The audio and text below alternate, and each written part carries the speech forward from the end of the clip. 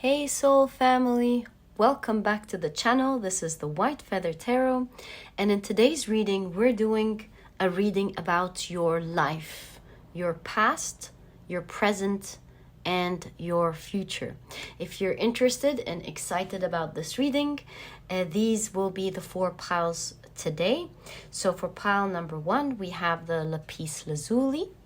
For pile number 2 we have the pink Rhodonite. For pile number 3, we have the green Aventurine. And for pile number 4, we have the Tourmaline Quartz. So take a look at which one of these 4 piles you're the most drawn to. And that's probably the pile for you here today. If you feel drawn to more than one pile, feel free.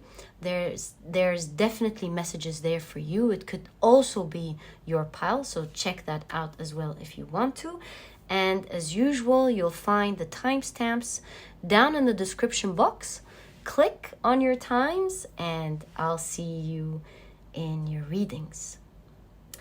Also, I want to let you know that for this specific reading, I'm going to be preparing the piles before each reading. If you want to watch that, you'll find the timestamp for the preparation of each pile before each timestamp for these 4 piles. You'll find all of that down in the description box, and I'll see you in a second.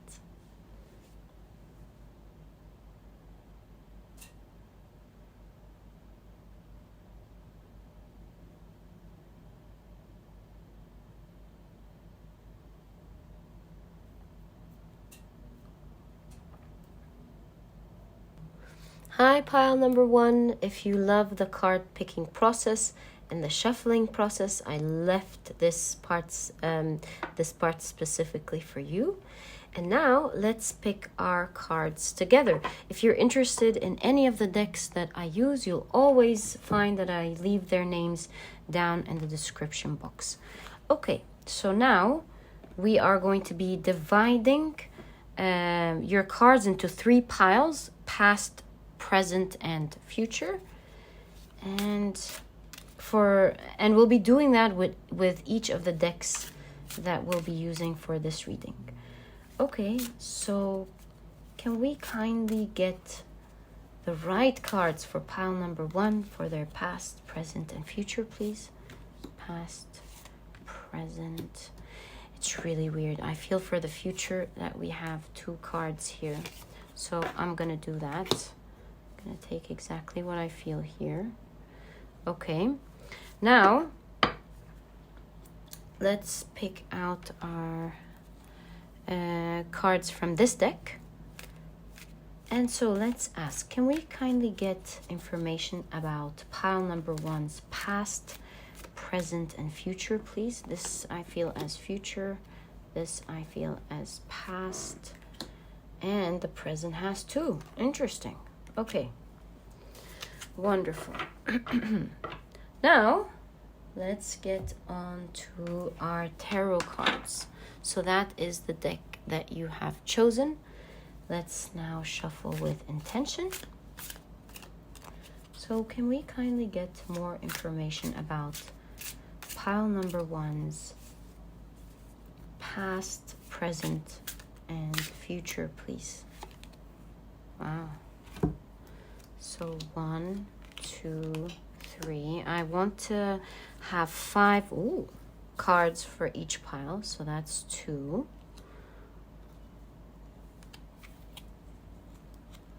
2 and 2, 3, 4, and I feel that this is a 5. Wonderful. Now, let's put your crystal. Let's leave it there. You can see it. Let's leave your crystal there. And organize our piles. So, actually, let's keep your crystal right there. That's pile number 1.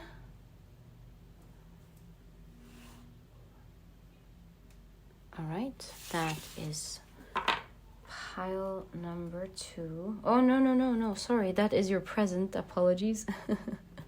So that's the past. That is the present.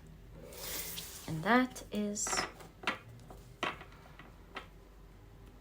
your future.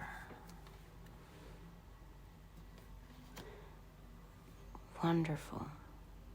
And I believe we are now ready for your reading. Actually, it's a good thing that we have time. You cannot see your crystal here. I think I need to keep it right there. That's the right place. I'll see you in your reading, pile number 1.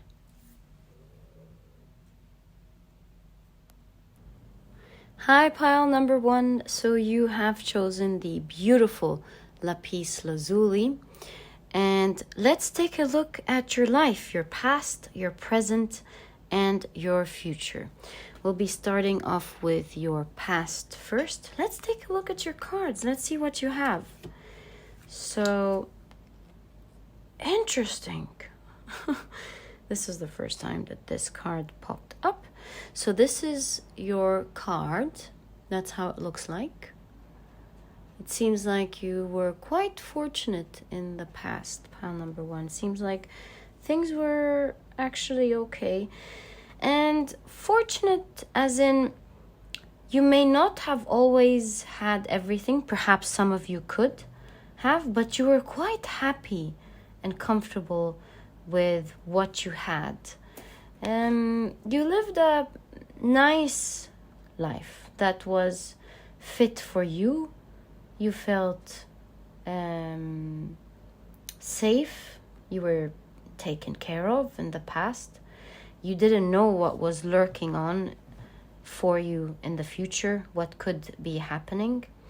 Although you do sometimes look back in retrospect and think, well, I did see this and this, maybe red flags. I did see some things that could have been some sort of foreshadows for what is to come, warnings or red flags, but maybe you were very happy and comfortable in your place that you did not really pay much attention to what could be coming.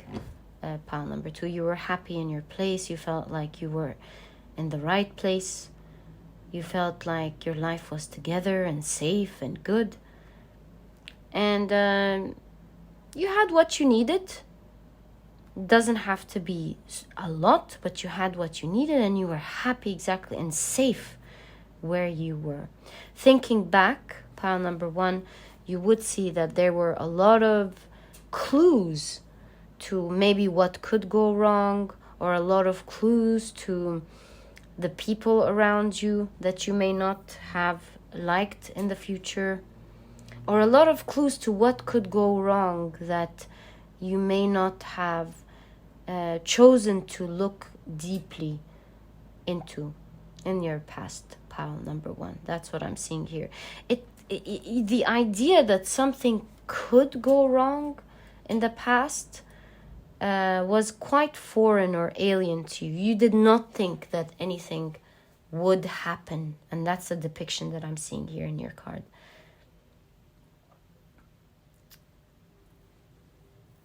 Had you... Maybe these could be some of your thoughts. Had you just decided to take a look at the situation in a deeper way, you would have definitely realized what could go wrong before it did. You're a very smart person.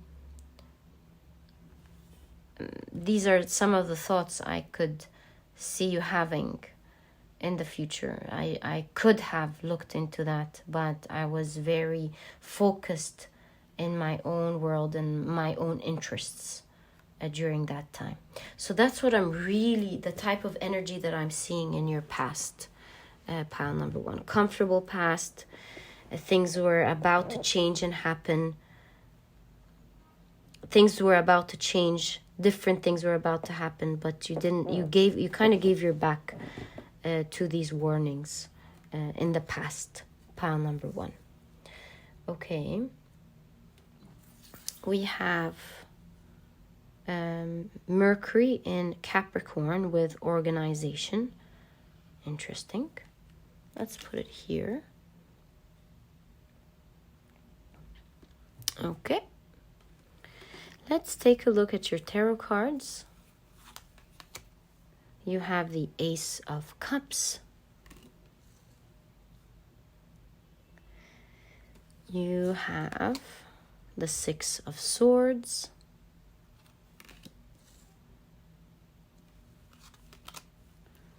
The Eight of Pentacles. Yeah. You have the Magician. Yes. And you have the Nine of Wands. Interesting. So I see a lot of manifestation here. It's like you were very focused on the things that you wanted to do. It seems like your past was quite happy with the Six of Swords here. You do see a beautiful girl running and having a nice time with the Six of Swords in this specific deck. So we do know that the Six of Swords is all about moving into calmer waters. So we're looking at a time in your life where you might have just finished a certain phase in your life and you're looking forward to entering a new one. You were quite excited about that.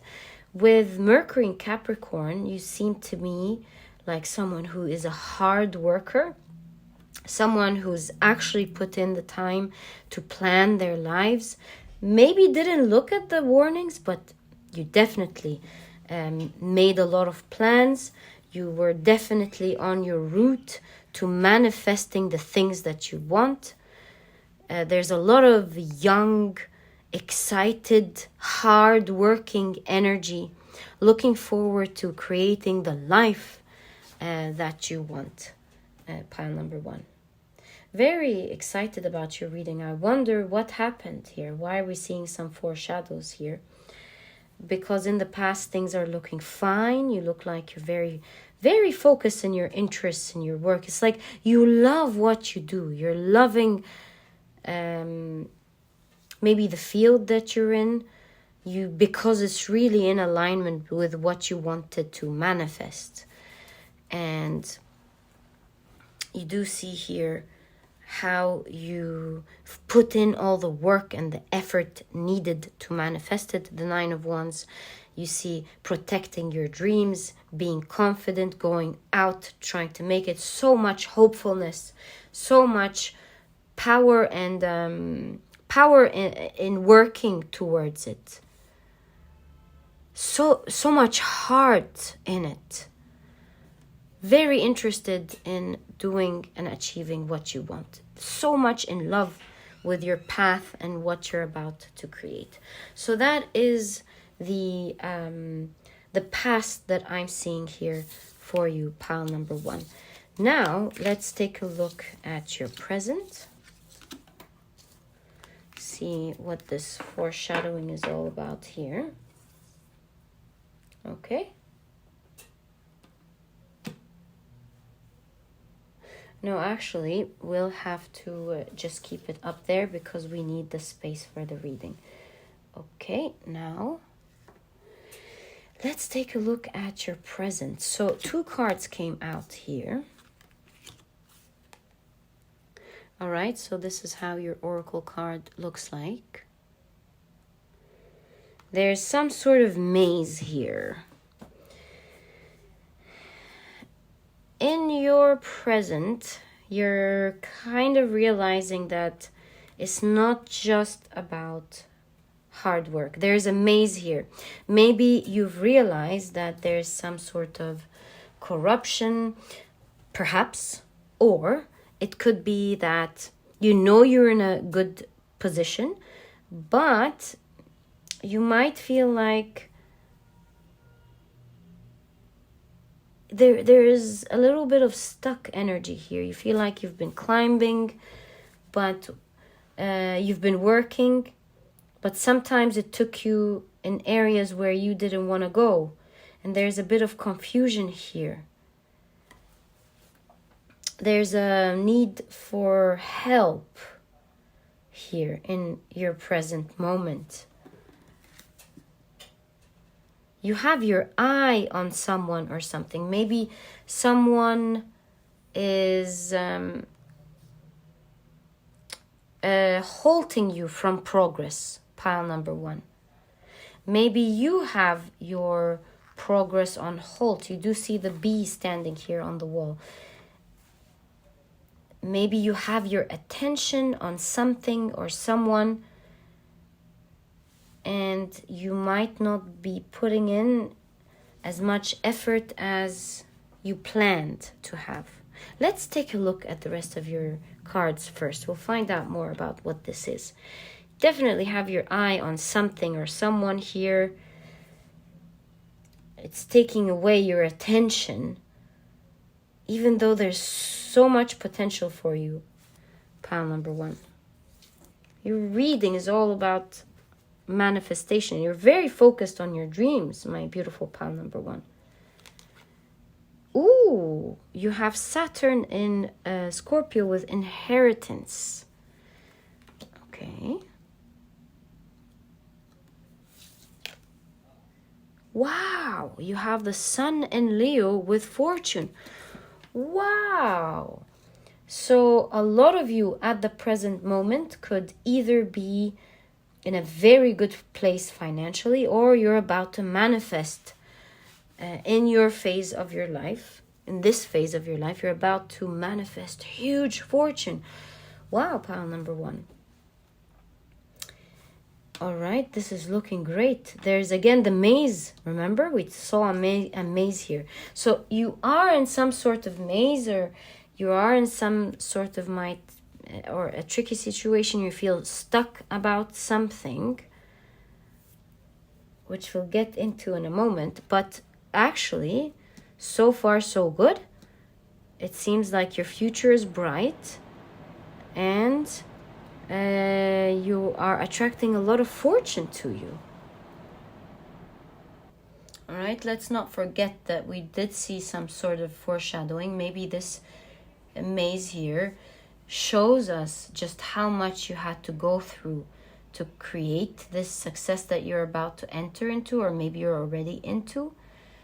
You might have felt stuck for a while. There were maybe some tricky situations that you had to go through, where you had to protect yourself from others. Maybe there was a legal issue, or that you had to learn to climb your way at work. That could also be another thing. Also, inheritance could be you were lucky. Maybe your business blew up, or maybe you actually had an inheritance. But you're at the moment very blessed, or about to get into a blessed period of your life. Pile number 1, after some very, very tricky situations, or a situation that were not pleasant at all. And that's perhaps why we were seeing the foreshadowing here in your reading, pile number 1. Let's now take a look at your tarot cards. You've always been a hard worker. There's no question about that. You were always passionate about achieving things, obviously.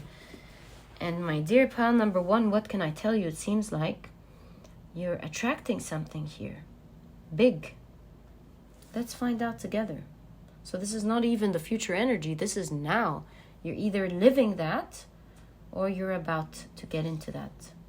That's the phase of your life. That's your present now. Wow.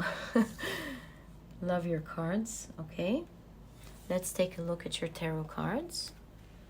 So you have the Hanged Man. Yeah. Obviously.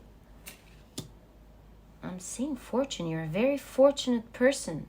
Yes, remember when we said from the very beginning, you're a very fortunate person. Pile number 1. So the Hanged Man, there's a shift in your situation at the moment. So you're going through this transition at this moment from the tricky situations that you've been through to something magnificent. My goodness. Your manifestation powers are obviously unparalleled here. From the very beginning of your reading with different decks. So you have the King of Wands. Wow, wow. Powerful King of Wands here. When we talk about magic here, it's like the King of Wands here is full of light. It's like you're seen, pile number 1. Maybe you are being recognized now at the moment. There are all eyes on you, truly seen, and your situation is shifting completely. With so much good fortune and money with the inheritance coming your way. Wow, pile number 1, what a reading. I wonder what's going on here. You have the moon, so you haven't seen all of it yet, my dear pile number 1. If you already have an idea what this is about, may I tell you, the best is yet to come, my friend. You have no idea with the moon card coming here what is to come for you. That is a surprise from the universe. Big things are about to happen. Wow, what a journey. You have justice here. And that kind of just gave me, I channeled an idea straight away here. What I channeled with the justice card straight away as soon as I saw it is this idea of you putting in the work. There's no question about it. You've always been a hard worker, obviously. But it's like moving forward from now, you'll be putting in little work. Yes, it's going to be sophisticated work. It's going to be hard, no question about it. But with little, as opposed to the past effort here, where you were just starting with the Ace of Cups. There's a lot of organization. There's a lot of work. I'm sorry, you can't see what I'm seeing. Right? You've just started in the past. There was so much work that you had to do. As you can see, your cards predicting there was so much effort. That's the past.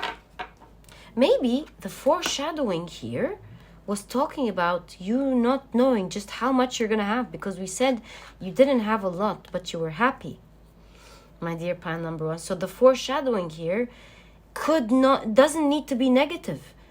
Maybe there were some negative things that you had to go through, that there were foreshadows to it as well, especially that you have the maze. But also, now that your life is shifting to something so much positive, there's also foreshadowing, clues to how much fortune you're going to have. Maybe you just can't believe it. But my dear pile number 1, look at your cards. You are about to have huge fortune. And it's very different, the type of effort now that you have to do, as opposed to your long life effort. You have the Mercury in Capricorn, obviously. You're a very hard worker. You persevered a lot. You've put in so much effort, maybe even in different areas of your life. And now there is a shift in energy. You will be putting in sophisticated hard work, but now it seems to me that it's coming work that may not be as hard as before, but it has more value because it's full of experience. You've already put in that effort in your past of learning and gaining wisdom and experience and learned lesson. That's making the work that you're putting in very valuable, very sophisticated, but it doesn't hurt as much as it used to in the past, the amount of work that you have to put in. Wow, pile number 1, I wish I can hug you. I'm so happy for you. You deserve it, my dear friend. You deserve it. So what's that last card here? You have the Queen of Wands. So look, we have the King of Wands appearing in your reading, and that's the present. And then we have the Queen of Wands. And the Queen of Wands is all about confidence, passion, knowing what she's doing. Very confident about what she's doing is what I want to say. And it's depicted in a very interesting way. I'll get to that, but my eyes fell on your Lapis Lazuli. The Lapis Lazuli was a sought after stone in ancient Egypt. It's all about helping with immortality, fortune, and so there's strong fortune happening here for you. Maybe you're being sought after.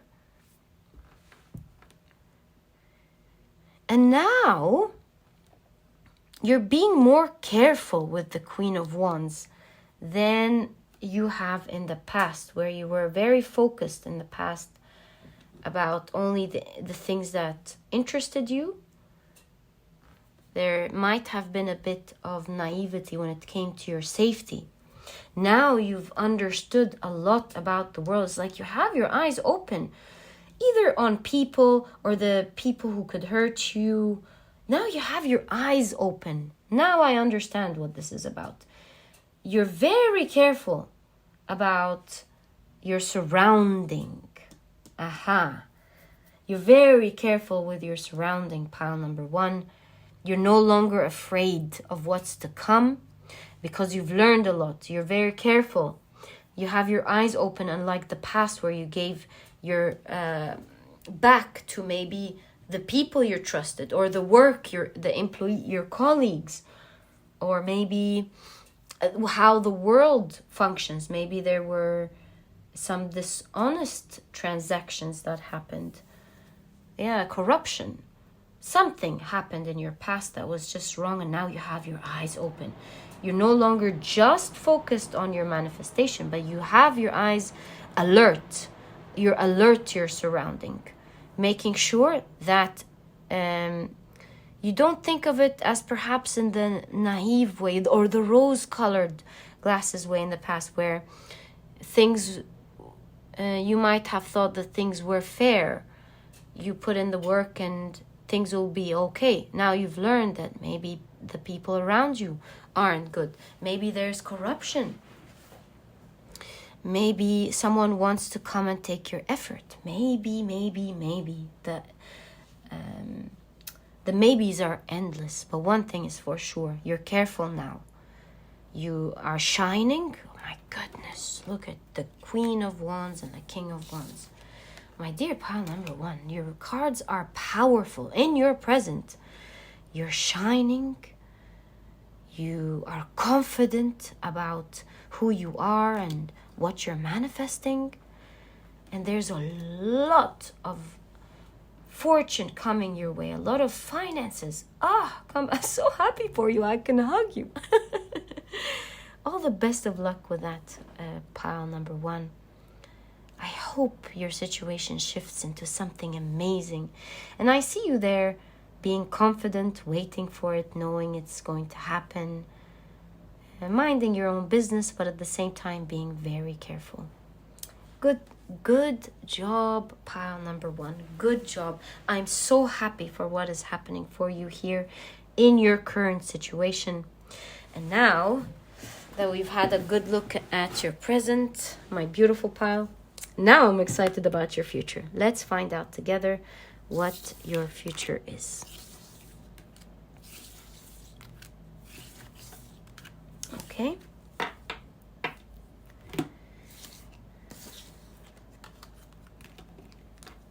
What is your future, my dear pile number 1? So with your future, we got 2 of these piles. If you want to watch the shuffling process, it's the timestamp before the one you clicked on. Ooh, a big fish. It's like you have some great wealth that you're being very careful and holding on to. It's keeping you secure. It's keeping you sheltered.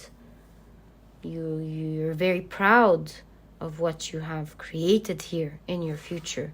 So it's like you're building a whole strong foundation. Oops, you can't see. Strong foundation, great wealth here. You're not a spender, and you respect what you have, and you're in your future very careful about being wise with how you can maybe invest it, or wise on how to keep it. You make sure that it keeps you safe and sheltered. That's the most important thing that you want your finances to do, to keep you safe, and maybe even your children in the past. Who knows? All right. Oh, sorry, in the future. Okay. Or the loved ones. You're keeping yourself and your loved ones safe in the future. Interesting. So this card always talks about seeing signs.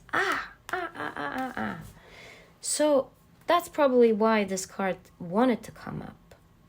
In your future, you will see that every sign that you've seen has come true, my dear pile number 1. You will recognize so many things. It's like she's pointing towards the snail.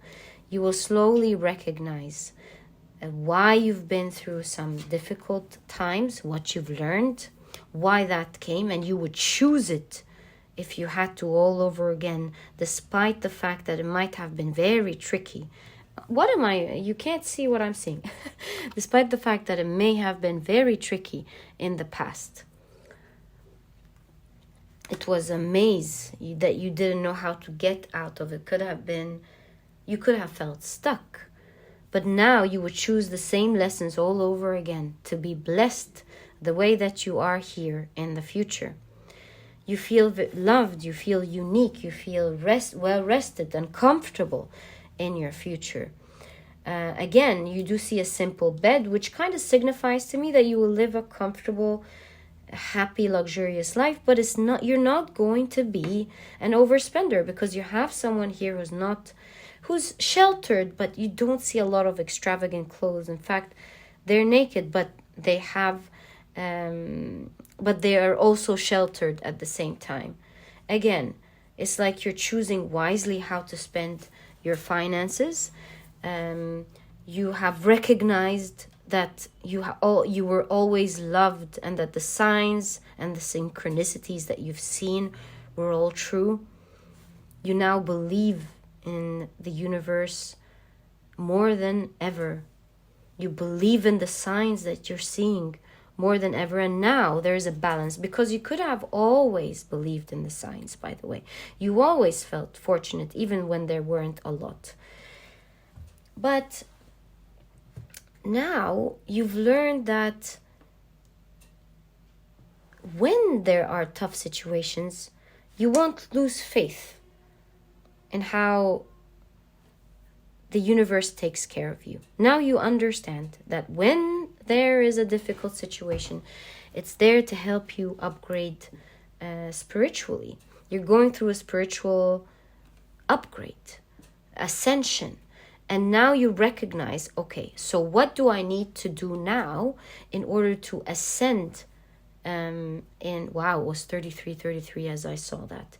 To ascend quicker without a lot of pain. You now kind of got the hang out of the shadow work and the light work.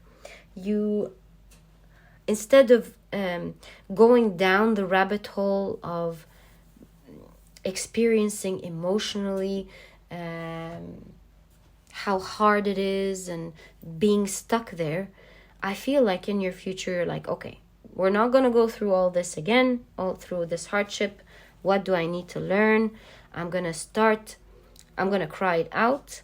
I'm going to feel bad about it, but I'm going to spring back up very quickly, because now I know that I'm in an ascension. I'm going to be very fortunate. Seeing the fortune that you are in the future, you understand now that with the ascension comes a lot of blessings with it. And so you now think of it as how can I reach my next blessings, instead of how can I get out of my misfortune. And you seek to learn now what you may be doing wrong. Where are your thoughts Where's the blind spot in your thoughts? What can you do better? How can you improve? How can you get stronger? You can ask experts. You can think about it. Yes, you have a lot of tools in your pocket now, and you understand that it's all about growing. It's all about recognizing the lesson and going through it smoothly, especially not with a lot of suffering, as obviously I keep referring to it as happened in the past. It seems like you've been through a tough maze, my dear pile number one. It wasn't easy at some point of your life. Okay, so let's keep your cards here and let's see what you have. So you have Mercury in Pisces with inspiration. There's a huge level up, my goodness, in your future, pile number one. It's like you're, my goodness, you have the fortresses. I really see that you're kind of living some sort of aristocratic life. Very simple, but you're in another place. Maybe, I don't know what this is. You could be respected by your community. Maybe you're going to be recognized. You'll have some sort of prize by the country or by your field. Wow, pile number one. I don't know who you are, but wow. So you are there living a very different, and you're very humble from the very beginning. I keep pointing and you can't see anything. You know what I'm going to do? I'm going to put these down just a little bit because you have to see them with me as well as I refer to them. So you could really see here, you were always humble and happy. And now that you're living a luxurious life, don't get me wrong, when I say simple, it doesn't mean it's not luxurious. It's very luxurious, but it's not based on constantly spending. And so there's a difference in how you're living from the past. You do see here in the past, simple living, a simple space with a simple door. Now you see more things like a fortress, big house, beautiful material, expensive clothes. They don't have to be a lot of clothes, not some sort of Kardashian wardrobe. Nothing wrong with that, by the way. I'm just reading your energy here in the future. I see you being very careful, looking very posh, living a luxurious life, but at the same time, not overspending. It's simple at the end of the day. I see that life is smiling to you in your future. With the moon that keeps appearing in your reading, I see the message of Spirit saying, you don't understand, pile number one, just how much blessings are coming into your life, how your life is going to change, to what degree and what extent. It's like you have no idea, is what I'm hearing and feeling to my gut for you, pile number one. I am so excited for you. I hope you remember me one day, pile number one, when all this changes. And we can high-five each other in the comment section in the future, knowing that you've had this forecast for you. I'm so happy for you, my dear pile number one. Let's now check the rest of your cards and see what else is there for you in the future. So you have the Ace of Pentacles. With the Ace of Pentacles, there's a new beginning that you're crafting here. And I can't help but feel with inspiration here and the Ace of Pentacles that you might be moving with the stone. You might be moving something in the world that was pretty hard to move. Maybe you are changing strong-headed ideas in your community that didn't want to budge. Or maybe you are pioneering something amazing in your field. This could also be you setting stones for a new foundation, for something big in your work and in your field, that your whole community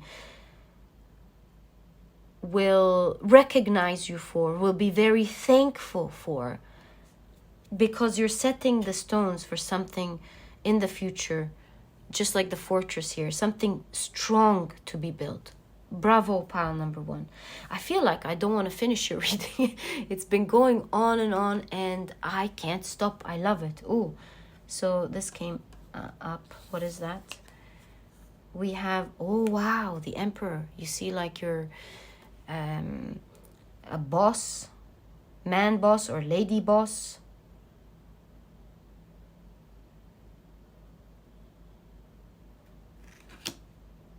You're a boss in your future here with the Emperor. You have your life together. With this, you building a foundation, an empire, stone by stone, getting big achievements for it, and being the leader of your field, having, I can't lie to you, I'm seeing huge CEO energy here, and you deserve it. You've always been this cute little person that has worked hard all your life. File number 1, you really deserve this. You're an expert in your field here in the future. You are making big deals. And you do see this person working in the comfort of their home. So I see some sort of big energy, despite the fact that you are handling big things. You're doing it comfortably. You are taking care of your health in the future. You're taking care of yourself. You're making sure that you're not burned out, but that you're bossing up nonetheless. Pile number 1, I'm so proud of you. I know I'm gushing, but I'm so proud of you. Pile number 1. Let's see what else here. Of course, the 6 of Wands. You have victory, success, climbing the ladder of your dreams, making sure you get to the top, not just to celebrate it, my dear pile number 1, but to change it into something better. And that's your goal right there. Because you do see a girl or this figure going up, and it's taking the place of another animal that's there. What is it called? I forgot. And so you're changing something, changing leadership in the field, changing the scope, changing how things are done. My goodness, you have the King of Pentacles. You do see a guide here teaching people. So some of you could be teachers, especially for children. Some of you could be in a field related to children. That could be for some of you. And that could also mean you're just guiding the world or your field in a loving way, the way we softly guide our children to learn and to grow. So that could be another thing here. It doesn't have to be a field related to children, pile number 1. It could be for some of you, but for most of you, it's just that you're kindly and responsibly changing the situation. You're not there, you're not here to fight, you're not here to take places to hurt other people.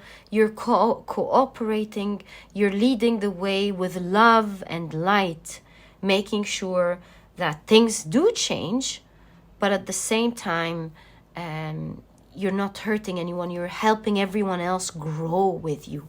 In fact, you do see people growing. That could be your employees growing with you.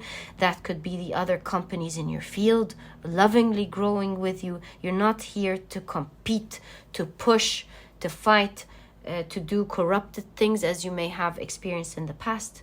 You're here being careful. Don't get it wrong. Very careful. But you're here to show the way that the right thing could be done in a loving way without hurting anyone or anything.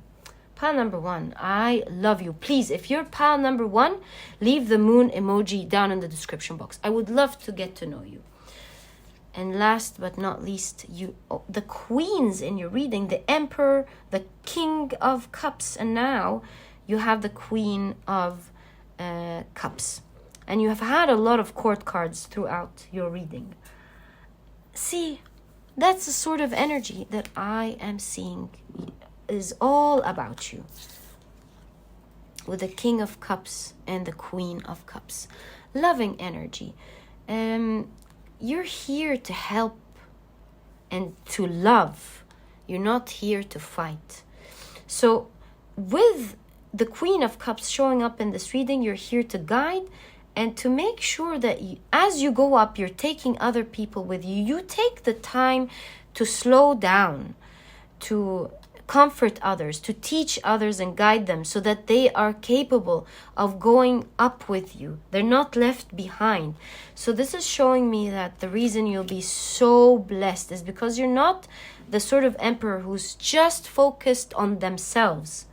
There's a type of emperor created through you, pile number one, where you are taking people along with you, taking companies along with you.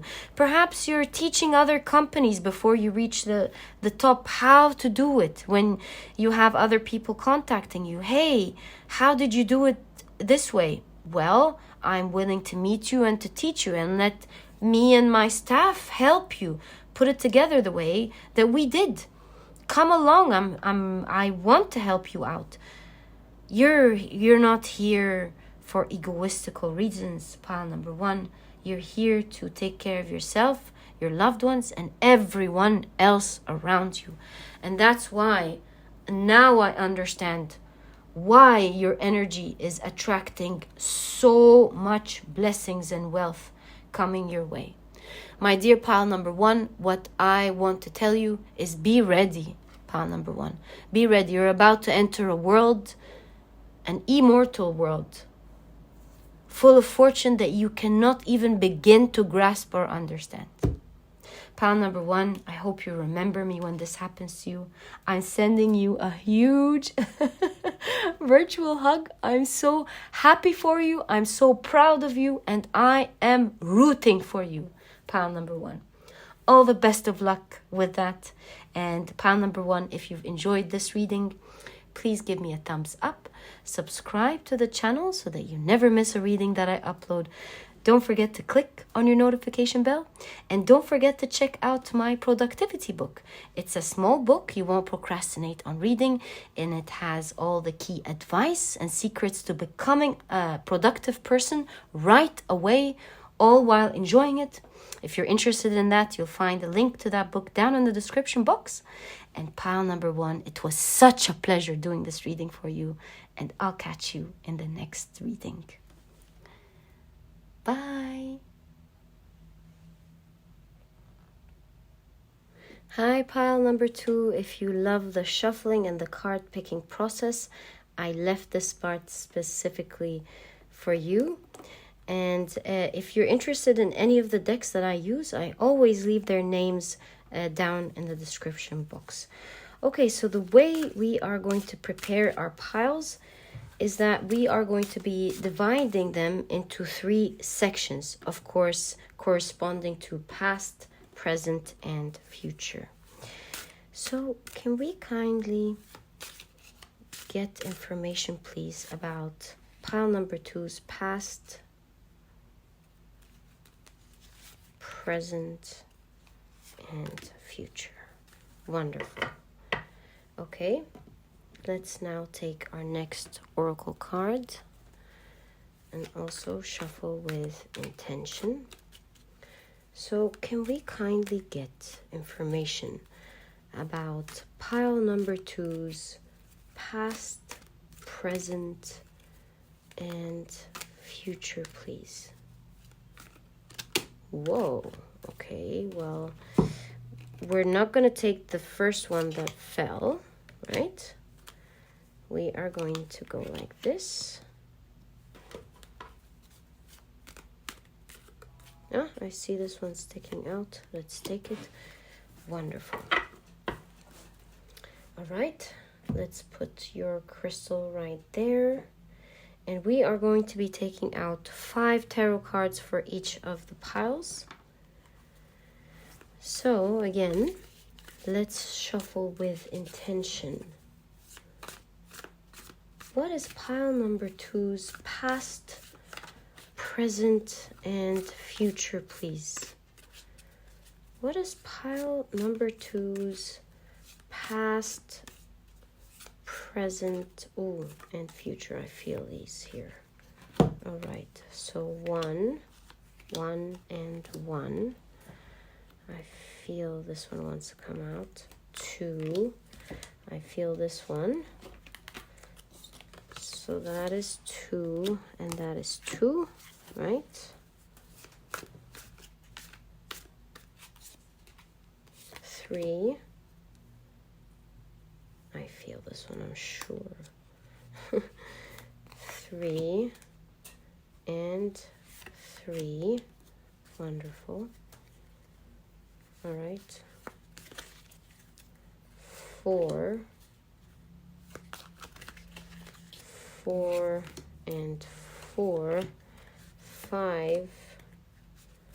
5 and 5. Wonderful. This was really guided here. Okay. Let's now put them in neatly. That is your past. That is your present.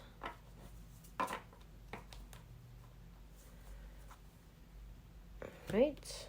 And that is your future.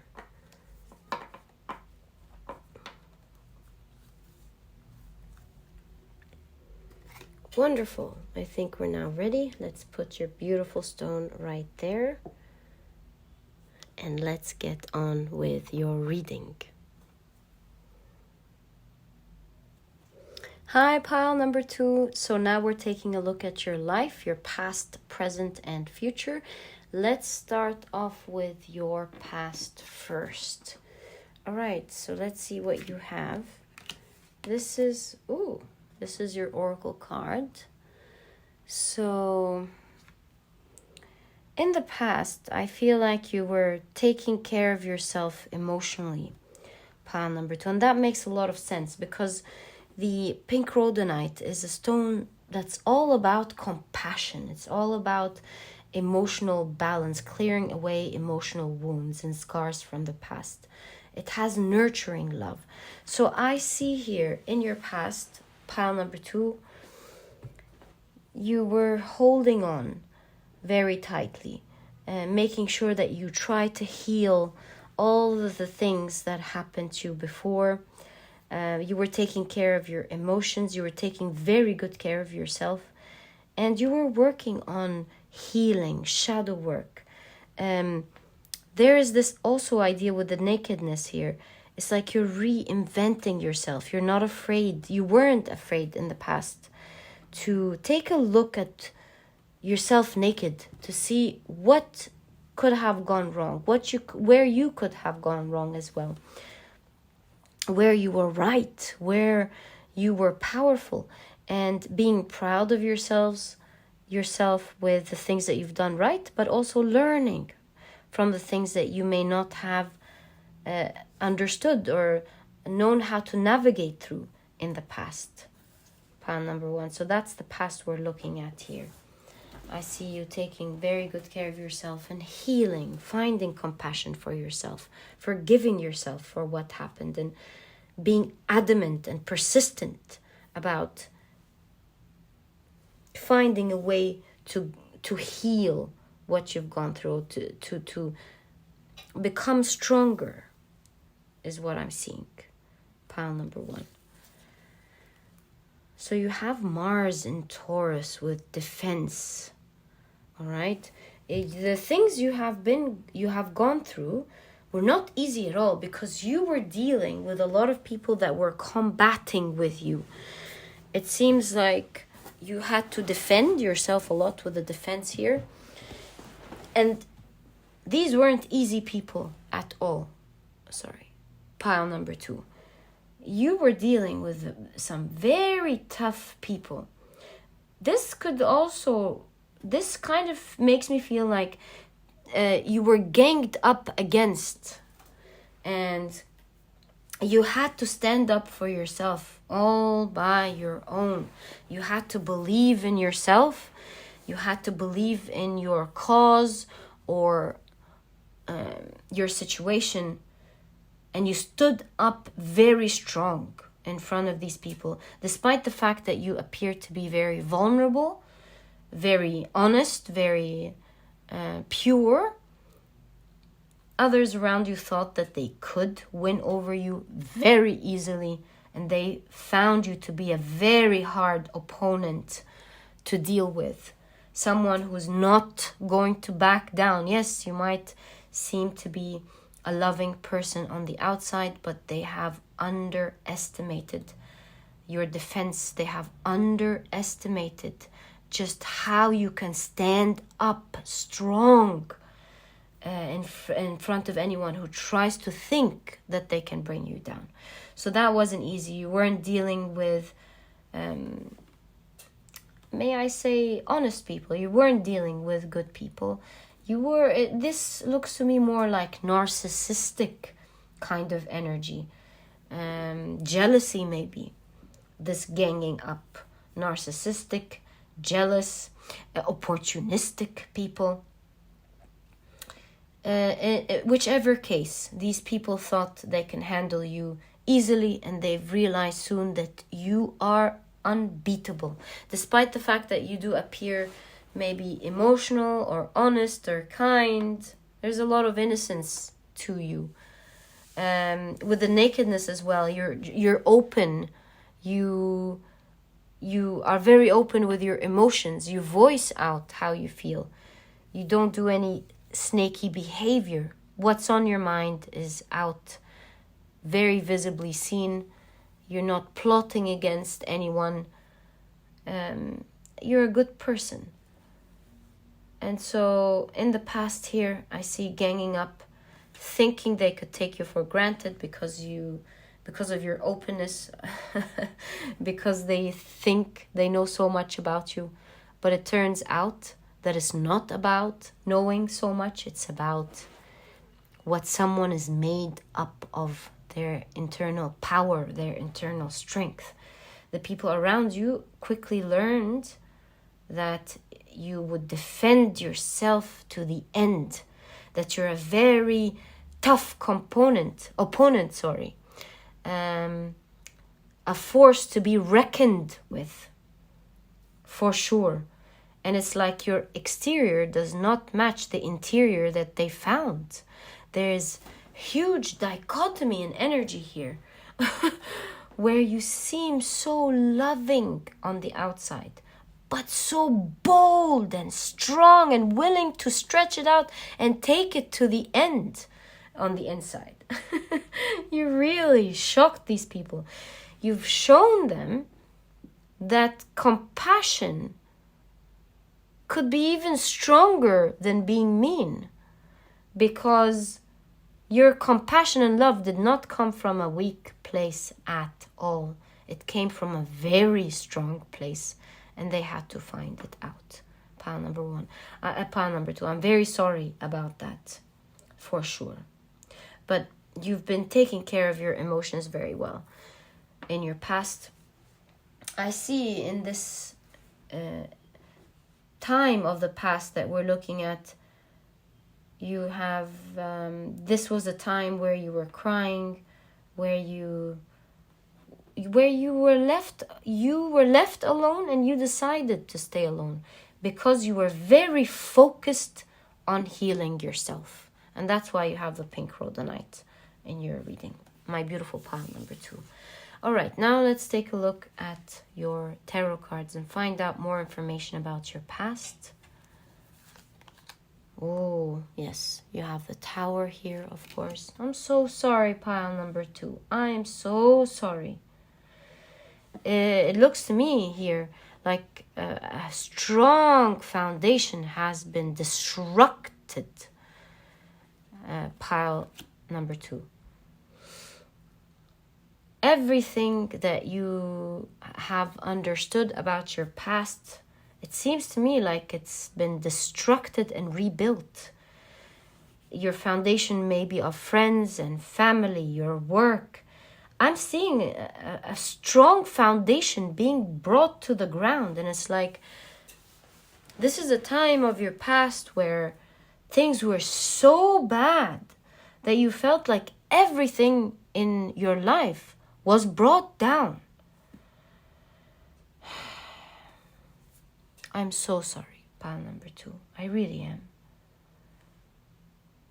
I'm very sorry. You see the colors here are all pinks. Do you notice your fish? The Tower card, the pink Rhodonite, even the defense is in pink.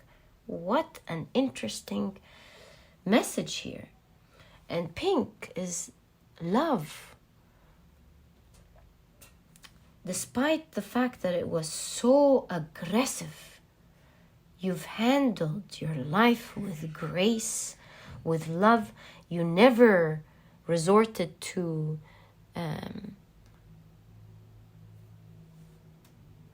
doing mean, nasty things to win. You've led the way with compassion. You have been adamant about learning how to go through this and out of this with a lot of strength. Make no mistake. You were strong, a very hard opponent to deal with. You've shown others how things are handled in a stronger way than they could ever imagine. They can't imagine themselves standing as strong as you have. But at the same time, you've done it with so much class, with so much compassion and love, that it's very unbelievable. Pile number 2, very unbelievable, especially to your opponents here. Might have been so natural to you, but to your opponents in the past, this was unbelievable how you've gone through this with strength yet so much love. When I say I love the people on the channel here, the viewers, I must be the luckiest tarot reader in the world for having amazing viewers like this, who are so wise, mature, loving and strong at the same time. If you were right in front of me, I would have hugged you, pile number 2. Every pile just really shocks me with the energy. Let's find out more about your past. Oh, pile number 2. So you have the King of Swords. You've been through very cold times. You know how with Game of Thrones, they say winter is coming? Oh, pile number 2. Your winter was horrible. It went right through your bones, kind of bad. It was so painful and so cold. You were so alone. But yet you've handled it with so much strength. You were powerful. You stood there with strength. It was unbelievable. You should be so proud of yourself, pile number 2. What strength. Despite how cold it was. You see, you stood there very strong, very adamant, very soft on yourself, but very strong at the same time. And you've persevered through this very rough, unforgiving weather in your life. The Tower, the King of Swords here, just, I can feel the temperature just looking at them. Yet you do see someone, even though properly clothed, the chest was open. It's like you were vulnerable during that time. You went out of your comfort zone. You would rather close the jacket and recluse and feel warm, but you just opened it and said, hey, I'm not going to let this go. You know, kind of strength. People had to learn just how you can act in such a shocking way. You do see the shock of the King of Swords here, opening up their chest in the screeching cold, saying, I'm here, I'm not budging. until I get my rights back. No one is taking my rights away from me. Kudos to you, pile number 2. What a deep, strong reading. You have the 7 of Cups. You've had a lot of choices to make. Tough decisions to take in your past. And you stood up with a lot of strength and wisdom with the King of Swords, making these decisions. They were tough. They were all about living a new life. You contributing to breaking this foundation because it was the right thing to do. So these tough decisions had to do with things maybe like your job, moving away from a certain job, or leaving friends and family behind that were ganging up against you. Maybe even leaving countries. My goodness, pile number 2. My goodness gracious. You've had to stand there strong and take some couple of tough decisions that could have been super hard for anyone to take so that you can move forward. You weren't holding on to anything anymore except yourself and your healing. And you let everything go. You just let it go. Giving a message of, if you think you can twist my arm to control me, I'm going to cut my arm right there in front of you, give it to you and move on. Of course, that's metaphorically. I did not mean that bad example, but I'm just reading the energy of the strength shown here. That nothing was going to hold you back. You were going to take everything necessary out of your life to clear it for the path ahead. You took some very tough decisions, very bold, might I add. That is very equivalent to how strong you are on the inside. You're not attached to anything, pile number 2. And you're definitely not going to let a bunch of people gang up on you thinking they can underestimate you and take your rights from you. That's not going to happen. That's not with you, pile number 2. The Lovers. You see, in the past, yes, you've done a lot of tough decisions, but as always, you've chosen you. Pile number 1. You have chosen you. You have a lot of love and respect for yourself, and you let everything go just so that you can keep you. Oh, I'm so proud of you, pile number 2. Just so you can keep you. And boy, have you done that. My pile number 2. And you have the King of Pentacles. That's also in your past. So this shows me that despite that, the fact that things fell out of order in your life, your foundation was destroyed completely. You had the mindset of the King of Pentacles. You always had your eye on the goal, and you gave yourself some strong promises in the past, pile number 1. You said, I will rebuild. I will help myself. I will create fortune. I will find my right people. I will. Of course, the I wills is going to change from one person to the other. But you gave yourself some very strong promises in the past, and you made sure to promise yourself that you will be there for you and that you will make it out of this tough winter. Pile number 2, that's my huge hug for you. I have mixed emotions. I'm so proud of you, and I feel so bad for everything that happened here. You seem like a beautiful person inside out. All right, now that we've had a good look at your past, wow, what a reading.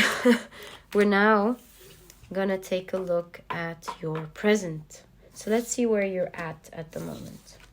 Pile number 2.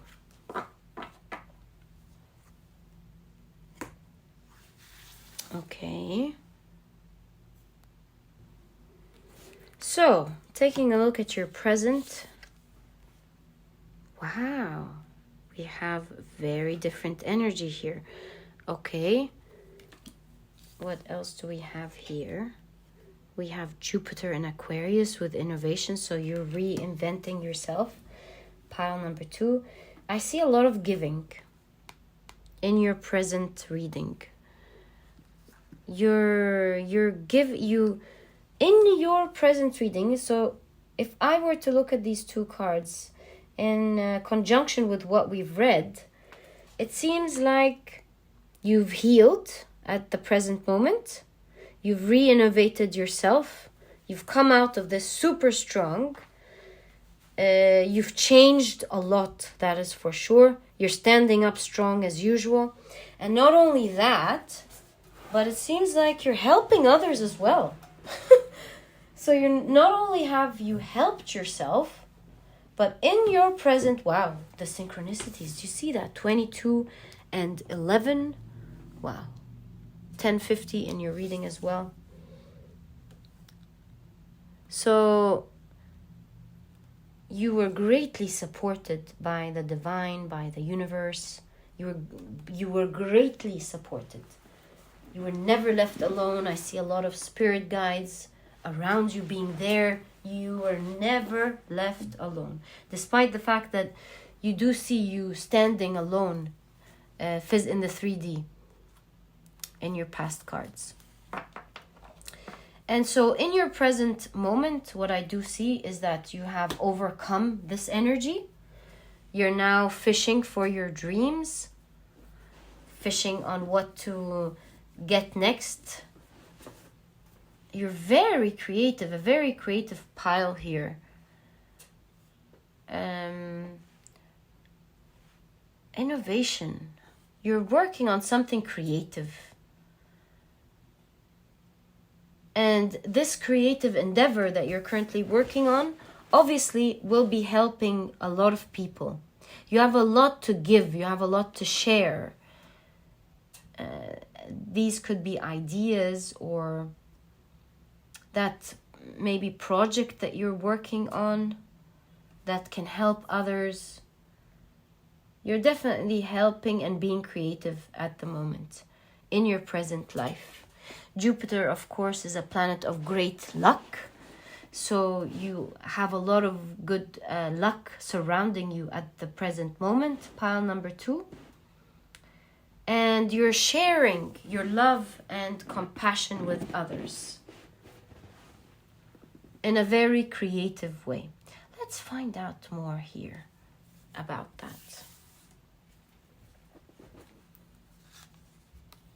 Maybe you are in a creative field. So you have the 3 of Wands. So the 3 of Wands is, like we said, again, it's about embarking on a new project, taking the first step towards something big. Again, you see someone doing something with their hands and you see a lot of water in your reading. Do you see same energy? Someone sitting there the same way, but beside the sea or in the sea, which signifies that it's something that you absolutely love. You're a master at your craft, and you've just embarked on something. It's like the same person. It's unbelievable. The same stripes here, the same water, the same hand gestures of handling that circular thing. What is that circular thing? So this circular object is reminding me of a lot of things. A pentacle, which means you could be fishing for your coin, literally, making money. It also shows me that this person is looking into a crystal. Maybe you have a very smart vision at the moment. You're looking into building something very creative. You have a strong vision, and it has to do with helping others. It's very sweet to the taste what you're doing. It's like when people hear about it, they say, that's a great idea. I love that. Do you know how much that's going to help me? So you're cooking something at the moment in your present.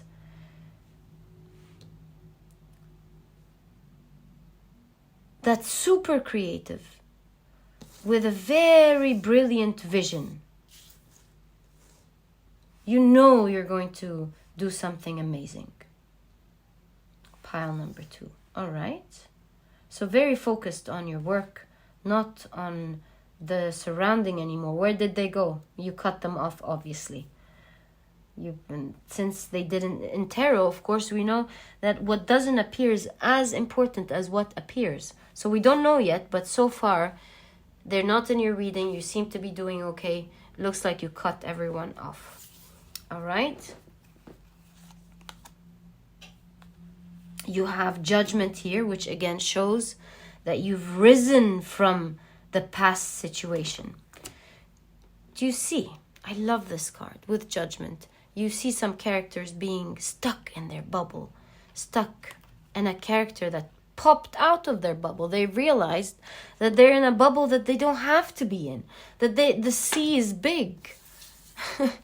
They've seen what other people refuse to see. And you're rising from that. You're one of the woke people who are rising out of their bubble, doing what's right for them. So what is this signifying? This is probably signifying that you might have taken yourself out of the matrix. That's the expression, right? You've literally taken yourself out of the matrix, where you are doing your own thing. You're being patient here.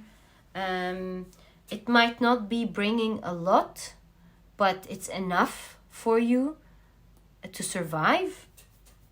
And you're slowly taking yourself out of everything, as you always have, even in the past, that's not serving you, that's keeping you stuck. That's why you have Aquarius, because Aquarius is all about freedom. And that's your energy from the very beginning in your reading, in your past. Remember when we said, if you're going to twist my arm, I'll cut it. I'm sorry for that example, but I just want to show just how much you value your freedom and your strength. No one can blackmail you. And it just shows how much you're willing to let go of, to keep your freedom, to come out of the bubble and be free.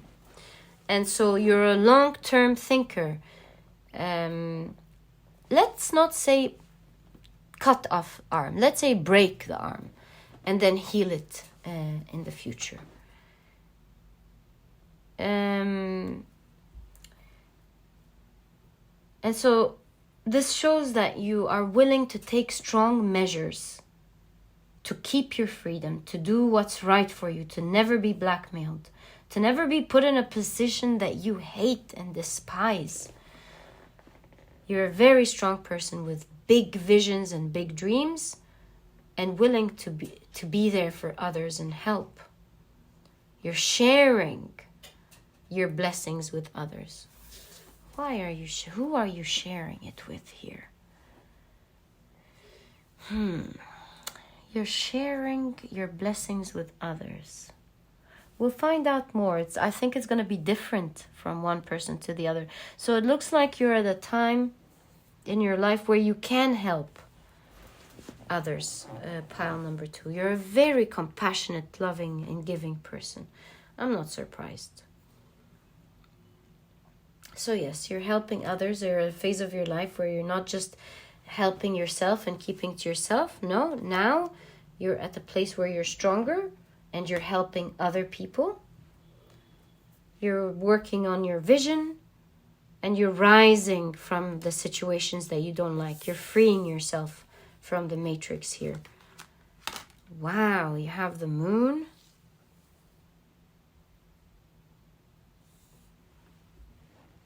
Do you see how you have rising and it's in the ocean, and then you have someone who has actually risen? So with the moon, of course, I do see that there is more to come here for you. There's more rising and leveling up happening for you when you speak. Do you see how this moon is speaking out of her mouth some music So, and again, this person is blowing. So your vision has to do with speaking, perhaps. Sharing an idea that will touch people's hearts. It's like you're rising and maybe helping others are free and rise out of the matrix as well. That could be for a lot of you. Because the pink rhodonite is all about nurture, compassion, loving energy.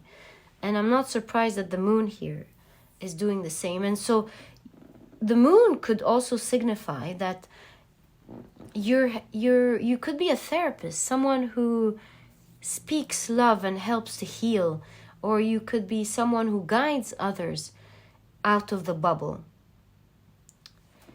or that your vision will be helping others that are feeling the darkness of the night rise from their situation. You're definitely helping a lot. Pile number 2, you're a beautiful person who loves to help and very innovative, very progressive as well. With Aquarius, you have the 7 of Wands. What an interesting depiction of the 7 of Wands. And you have the Emperor.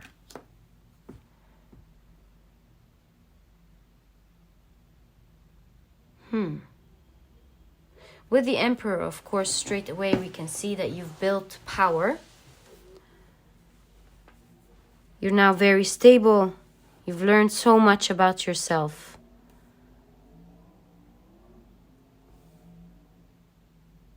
There's another ganging up here.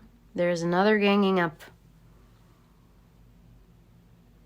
But this time, especially that this card fell under the pink rhodonite, you do see ganging up of being discovered. You see how they have their light bulbs and they're just checking who is this person that came here? What is going on?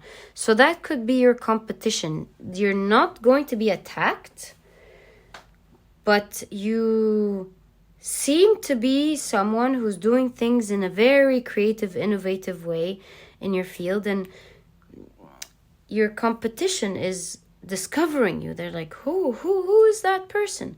So with the 7 of Wands, it's still a competition, but it's not aggressive. It's like, who's that new person in the market maybe? Or that new product in the market? Or that new service in the market? What's going on here?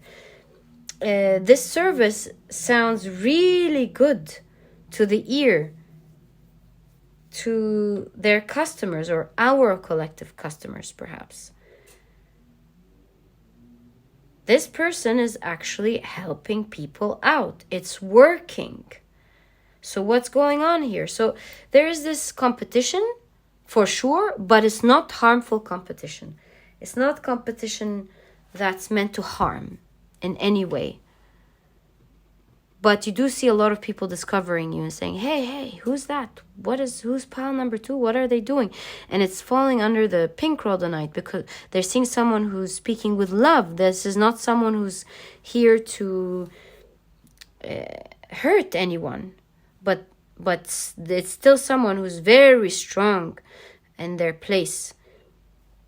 Someone who's standing powerful and is not going to take anything bad from anyone, but is loving at the same time. That's the kind of energy that's seen in your present here. Pile number 2, you're certainly being recognized as someone who's creative, who has a vision, who loves helping, who's helping others rise. And with the moon, came out of the blue as well. Once in a blue moon. Came out of the blue, where when did this person come into the market? When did this person appear? But at the same time, your position is very strong. Maybe your product is very good. Whatever it is, your position at the moment is very strong. You're helping others. Your competition is here discovering you. They're not too happy, but they're not too angry either. pile number 2. So you're good. So your present is all about your work, as we can see. We don't have much about information about your social life. Maybe perhaps it's a phase in your life where you're very focused on your innovation, on your passion, and on rising and leveling up. Pile number 2. Very interesting. All right. Now let's take a look at your future. Wow, what a reading. All right. So, pile number 2. Let's together take a look at your future. Wow. All powerful. You've transformed, my dear pile. Look at the difference in energy here. Look at the progression in your energy.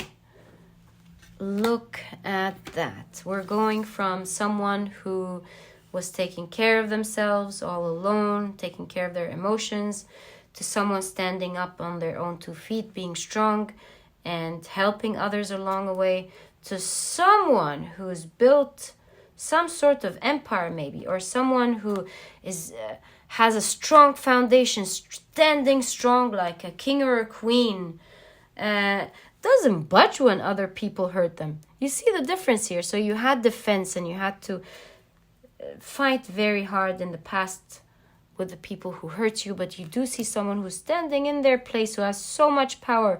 What did you say to me? Oh, let me lift my dress and handle you with one of my toes. That kind of energy in your future. You're powerful, you're strong, you've set a strong foundation for yourself in your life.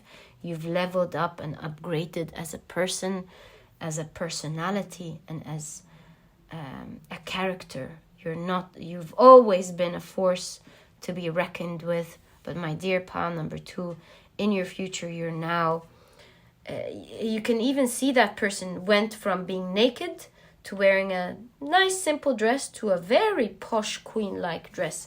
So you've leveled up as well, which is something that we've noticed from the very beginning, you being naked here.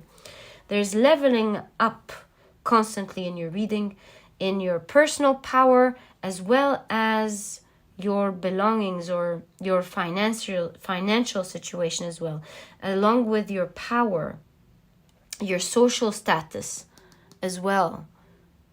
My goodness. Wow. All right. Let's leave these 2 up there and continue with your future. So looking great. You're looking like you've ascended. You've found your power. And you're very calm. You're very calm. People cannot hurt you anymore, that's for sure. Ooh, you have the moon in Taurus with exaltation. So your future is looking very luxurious indeed. You look very happy in the future, living your best life. Also Taurus, moon in Taurus especially, is all about luxurious life, pampering yourself, enjoying what you have in the 3D. Such wonderful reading for you in the future. Let's see what else we have here. You have the Knight of Wands. So much power and confidence and boldness in your future reading. From love and compassion, which will always be there, because let's not forget, even her dress is in pink. Pink. Your reading is all in pink and pink. So love and compassion is something that you will always have, but there's so much boldness to you now. So much strength, where in the past your exterior showed innocence and love. Yes, of course you will still be considered loving and classy as well, but your exterior has changed a bit. will have changed a bit in the future. Pile number 2, where your exterior is showing boldness and strength, not in a mean way, in any way, but there's a lot of power that you're exuding. Definitely. You're not easily pushed over or triggered.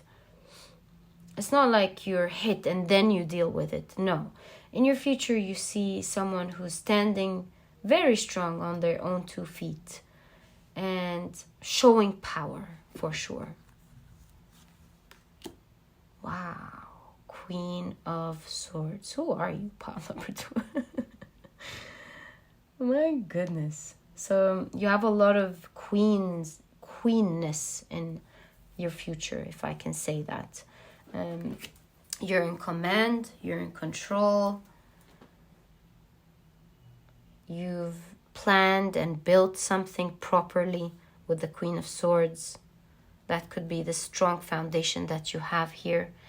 I see you very wise in the future, living a luxurious life. Very strong on your own. Your reading has always showed that you were on your own, and you will continue to be on your own. That does not mean that you won't have loving people around you, we'll see. But you're always depicted as being alone for a reason. It's like the universe left you alone so that you can find your power. And once you have found your power with the Queen of Swords in your future, you're now standing very comfortable in being alone. If people are there, wonderful, because they haven't showed up in your present. Let's see if they're going to show up in your future. But this is the kind of energy that I'm seeing here. I mean, if people are there, great. I love their company. If they're not there, I'm absolutely happy on my own. And that's a great thing to learn. So we're looking at the energy of what you've learned in your future. Pile number 2. You have the 10 of Wands. Looks like in your future you'll be happily carrying a very big responsibility on your back. It's not the sort of responsibility where like, oh, I don't want to work, I don't want to do this. But with responsibility, you're always depicted here as someone who loves to help. So you're carrying with pride so much on your back, and going up with force. There's a lot of volcanoes. So your future is depicting here that you'll be working very hard to help others, but you'll be moving very quickly, just like a volcano eruption. So you've built a lot of strength. You are handling so much on your back happily.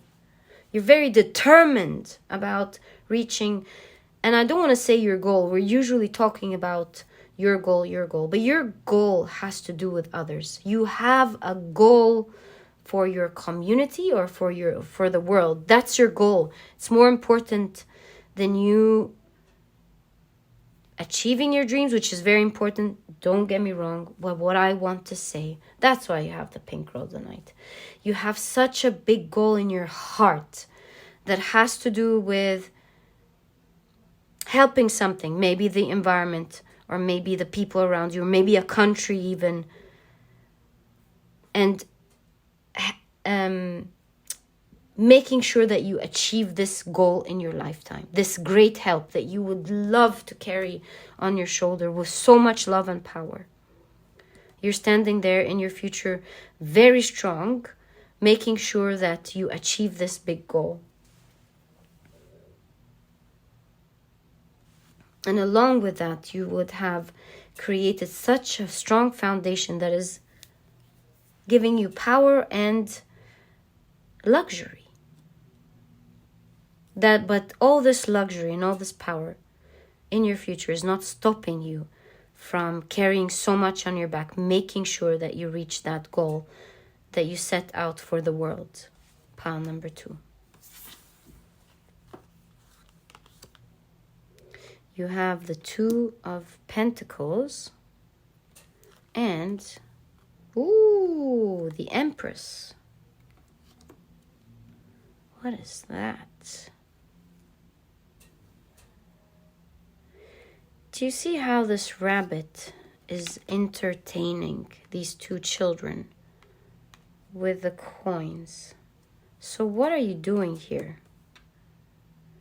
It looks like in the past in the future, you'll be the king or queen or the empress of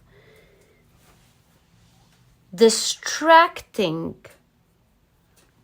something while you do something else. What are you up to, pile number 2? What does that mean? Let's take a closer look.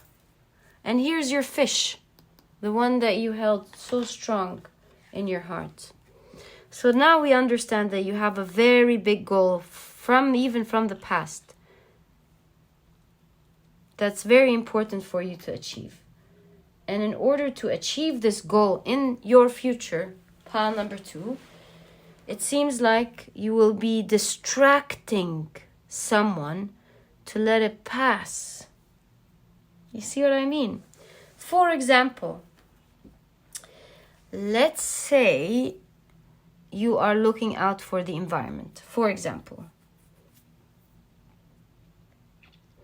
And in order for you to save a certain area, you will have to maybe perhaps politically distract an organization or distract something in order to take eyes off of the real help that you're doing so that you let it happen. Or maybe you are distracting others. Or maybe you're distracting others to grab their attention, to give your message. That could be another thing. You're definitely going to be doing something of the sort, but for a good cause, not for a bad cause. And you will be thought of as, because the Empress is very creative energy, very creative energy that brings things to life, that makes it happen. So you will be thought of as a genius, as brilliant. That's why, yes, how did we forget? You're already working on that now. In your present energy with the innovation, Aquarius. That's written all over your reading. You're very creative and you'll be able to somehow distract some people in order to do something good. That's what I see in your reading, pile number 2. All the best of luck in that. With that, it has to do with speaking. Again, you do see the Empress holding the same shell that we saw in your present with calling something out so that you wake people up. You create that awareness. You see it there with you in the future.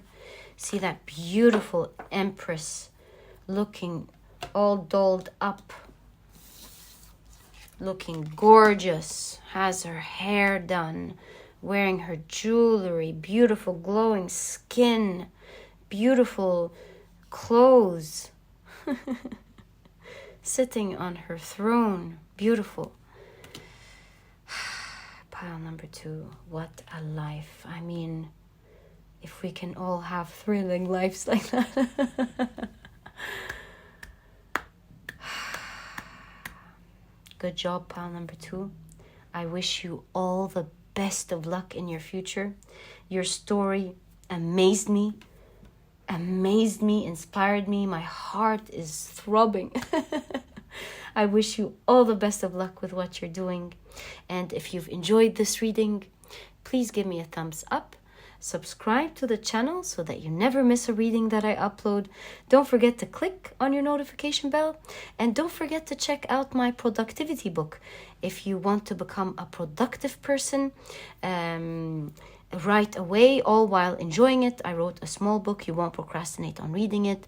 And it has all the key secrets and advice to becoming a productive person right away like I said, all while enjoying it. If you're interested in that, you find the link to my productivity book down in the description box and my beautiful pile number 2. I'll catch you in the next reading. Bye.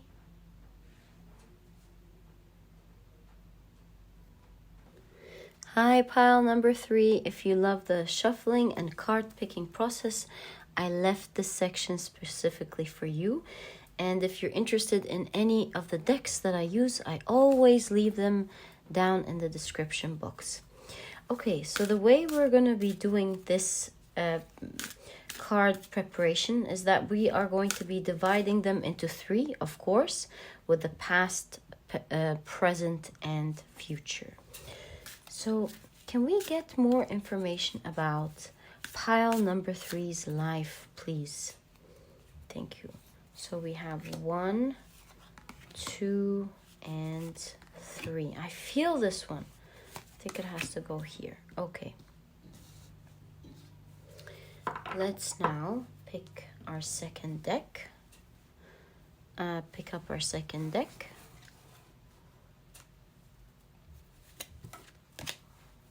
All right. And let's shuffle with intention. Can we kindly get more information about pile number 3, please? Their past, present, and future. So 1, 2, and 3. Actually, with 2, I feel these 2, right? Now it's time to use our tarot cards. We're going to be using 5 cards for each of the piles. So again, let's shuffle with intention. Can we kindly get more information about pile number 3's life, please? Can we get more information about pile number 3's life, please? All right, so here we go. 1, 2, 3, 4, and 5. 1, 2, 3, 4, and 5. 1, 2, 3, 4, and 5. Wonderful. Let's now organize them, put them neatly. All right, so this is your past, right there. And these are the cards representing your present. All right. And of course, these will be the cards representing your future. Very excited about your reading, pile number 3. I believe we are now ready to begin. Thank you for sticking around. Always love this space that we share as we shuffle the cards.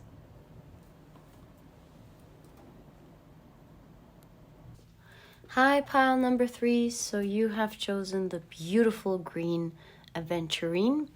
Let's take a look at your life, starting with your past. Pile number 3. All right, so what do you have here? Interesting. This is your oracle card.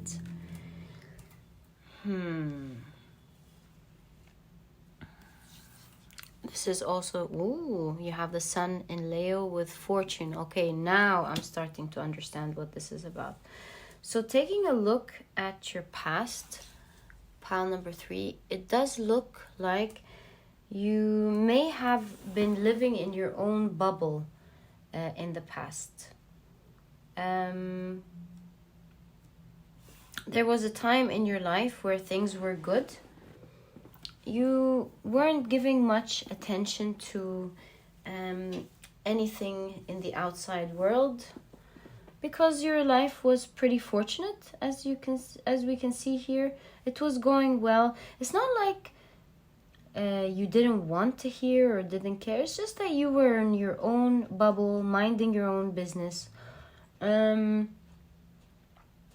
focused on your life, focused on the things that made you happy.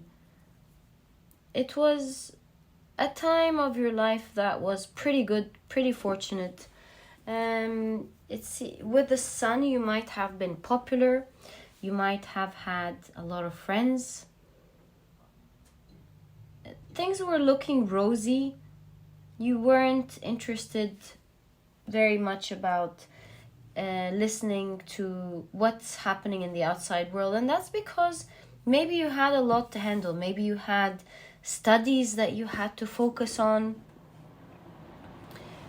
You had your own goals that you had to achieve. There's young energy here. This could be a time when you were much younger. Things were looking very fine for you. It seems like you were quite popular, and maybe some of you even could have been sought after. You seem to be someone who's shining, pretty attractive. Things were looking actually pretty good for you in the past. Pile number 3. What a lovely reading. You're quite busy with all these bumblebees here. There's a lot of butterflies showing that you were also busy transforming your life. Maybe you were finishing your certificates. Maybe you wanted to apply to university.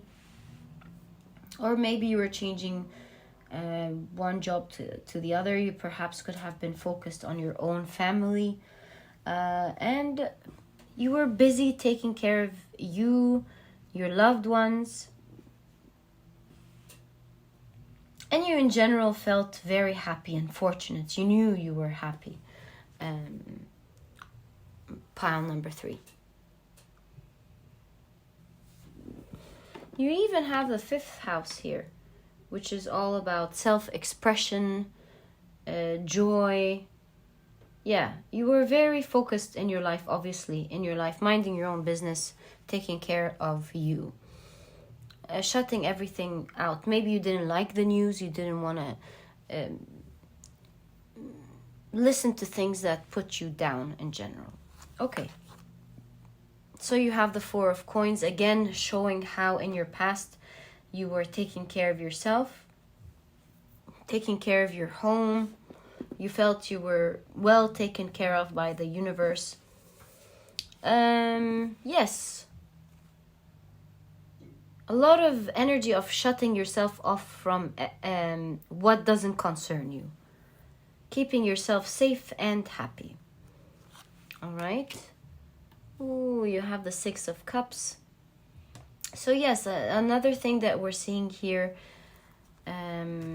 during these good times, this happy past, you have a lot of things that you may be perhaps reminiscing about now. You had beautiful neighbors that you've enjoyed your time with, or colleagues, old friends from childhood, family members that you loved. So we're taking a look at your past during a time that you really loved. A fortunate, bright, happy time where you were in your own bubble, minding yourself here, obviously. So such beautiful energy. You have the King of Cups. You felt powerful, on top of the world. There's some popularity here that I'm seeing in your reading. You even see a dragon speaking in a mic. You were very well heard. People loved you. They cared about you. There was a lot of love in your life. Perhaps the King of Cups here could even signify parents, being loved by your parents or being loved by family. King of Cups is showing me, in conjunction with the 6 of Cups, that this is a time of your life where there was a lot of love, a lot of connection with the ones you love. And this kind of safety really made you feel harbored, home, important, cherished, and you were living in this bubble. Pile number 3, maybe you were so happy in your bubble, in your life, with your family and friends, that you shut anything off that didn't match this energy. Let's say you went out with, let's say you went out with some friends that you didn't like, or bad energy that didn't match with yours. You do see here the idea of you deciding not to go out with these people again, and you have in your head the idea that it's just a bad day, it's okay, I can handle it, because at the end of the day I'm gonna go home, go back to my community, to my friends, feel happy, feel safe, and I don't need to worry about this bad energy anymore. Wow, you have the Emperor, stability. This is a time in your... That's why you have the green Aventurine. This is all about good luck, fortune again, blessings. You felt very blessed. You felt very stable in your life. A lot of root chakra stability. Yeah, strong, active root chakra. You felt stable. You felt home. You felt loved. You felt powerful. With the Emperor as well, you had this stable routine where you knew what you had to do every day. You knew your tasks. You were on it. Life was systematic. It was going the same way nearly every day. You were doing the same thing, yet you enjoyed it immensely. And the routine that you had in your life made you feel safe and stable and happy as well. Pile number 3. And you have Temperance. What a beautiful card for your past. What a pile. This is a pile that talks about a wonderful past. Of course, with the Temperance, we're seeing stability, emotional stability. Everything is saying stability, happiness, stability, home, and being fortunate and happy. Loving your past energy. I hope this is something that is still there with you. We're going to take a look at your present and your future. Pile number 3. I'm so happy for you. May you always have this beautiful energy. Let's see what is going on next. Also here, there could have been some traveling, specifically maybe even to Europe with all these stars. That's just something that I noticed. Okay, but that's for some of you. It doesn't, of course, have to resonate with everyone.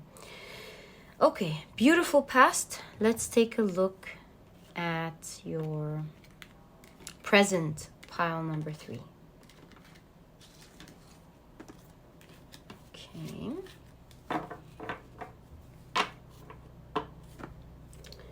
Let's see what we have here. So what's going on in pile number 3's present? You have... Alright, it's looking good as well. It's a time of your life that's moving fast, as we can see.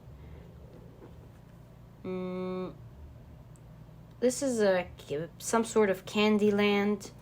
So you're moving fast towards something that obviously you enjoy or like. So we're still taking a look at good energy here. Okay, lovely. So God knows what happened between the past and the present. Maybe wonderful things happened, maybe bad things happened, who knows. But now, as we're reading your energy, this is, you're doing fine. You're moving very quickly. It's a time of your life that's changing rapidly for you. And you do see here devotion with Saturn in Libra. It's a beautiful card. Maybe you have some very loyal, hardcore, loyal people around you. Because with devotion, you do see 2 doves. And this dove is spending day and night being there with her other friend, making sure she's okay and she gets back up. So at the moment in your life, you have some people who are very devoted to the connection between the two of you, or between all of you.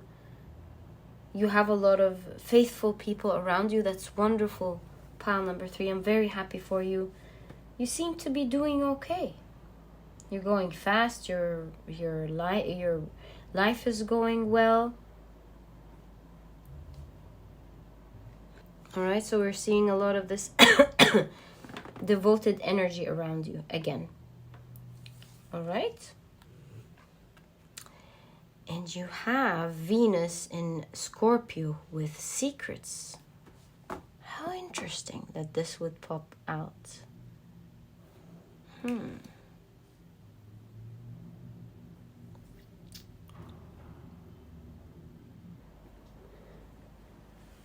And with this specific card, you have a figure that's very hard to understand.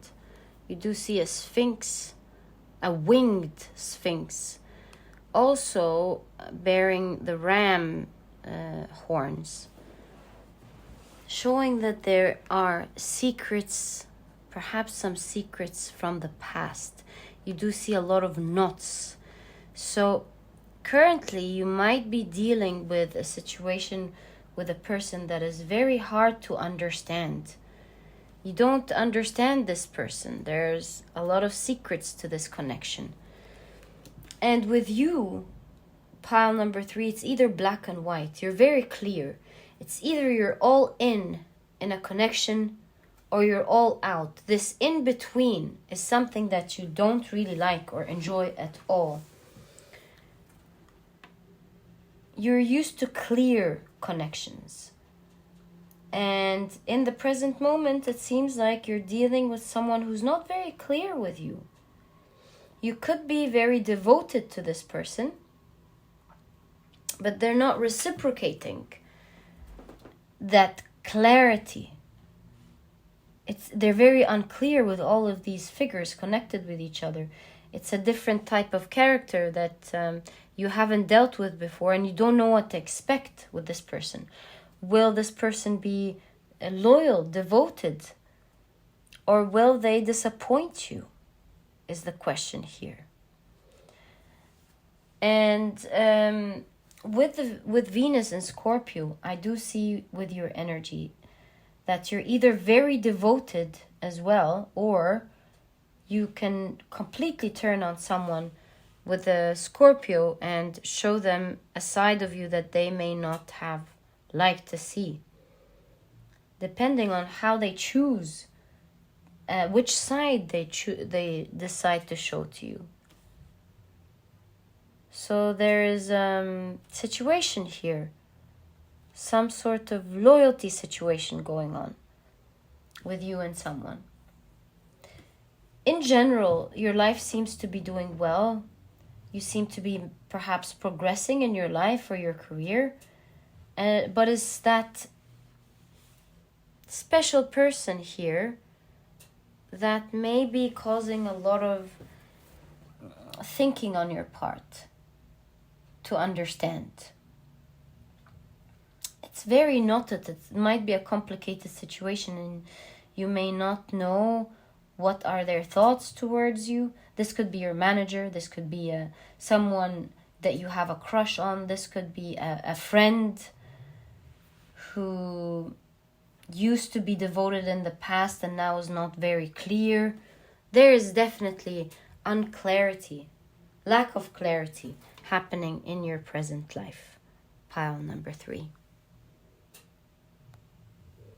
And of course, with the 7th house, we're taking a look at profound relationships, a profound connection. And the 8th house, we're taking a look at karmic connections. How interesting. So altogether, I'm seeing that you may be facing some worries at the moment. There's a profound change that is happening through some sort of intimacy. There may be struggle over power and control in a connection, perhaps. all in all, there's unclarity in the present moment with someone very special, very profound in your life. And it kind of feels, I don't know if it's karmic or not, but it kind of feels karmic, because that's what the 8th house connection is about. And you do see a lot of knots, a lot of, a karmic situation, secrets.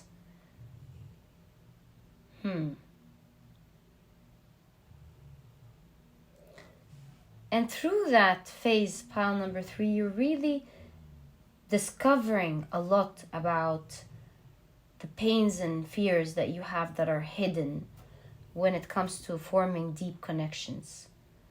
They are coming to the surface now, helping you transform something in yourself. There's definitely going to be a death and rebirth of some sort that's going to be happening, either within this connection or within you, or maybe both. Discovering what your worries are and growing within. Let's take a look at your tarot cards here. So you have the Knight of Cups. This is someone that you greatly care about, pile number 3. You do see how you're on a horse and you're running towards them. You see them, the way you see them is that they're powerful, they're strong. You feel like they're moving towards you, but I feel like with this sort of person, whether this is a manager, a friend, or a lover, whoever this is, they're not moving as quick as you are. It's like they're loving, but they're still holding their horses, is what I can see. So let's find out more about them, actually. Let's see what this is. That's why it's not clear for you. You cannot say that you're not dear to them, but their energies are confusing as well, because there's a little bit of a slow energy going on. So you can't really understand them, is what I'm seeing. You have the Queen of Wands. Now, here is the interesting part. To this person that we're taking a look at, that is currently strongly appearing in your energy, this person, of course, thinks you're very... Yes, you've always been very popular, obviously. You've always been attractive, popular. We've seen that from the very beginning. Yes, you do come across as someone who was very popular, always seen. And this person is no exception. They see you as vibrant, confident, strong, alluring, attractive, that's for sure. If this is your manager, then this is a manager who believes in you, a manager who feels like you are going to take on a very big role in the future, someone who will definitely do great things. But at the same time, they're quite collected. Sometimes they do things that are not understandable to you.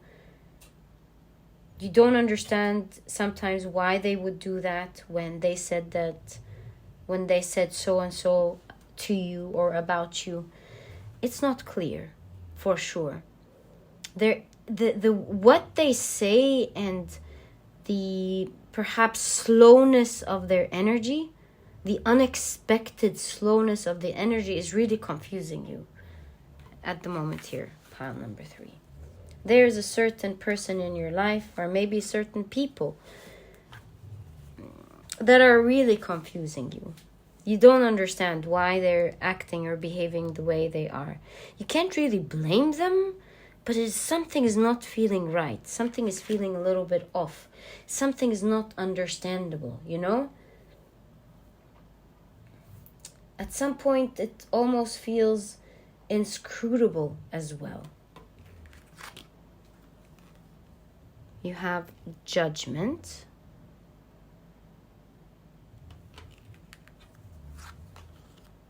Queen of Cups.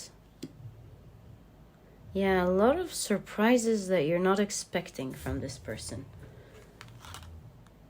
And the Four of Wands. Some of these surprises come off as very loving and beautiful, and they warm your heart. They knock you off your feet if this is a crush, or they give you big opportunities if this is a manager, or this is a friend who would stand by you in a very tough situation.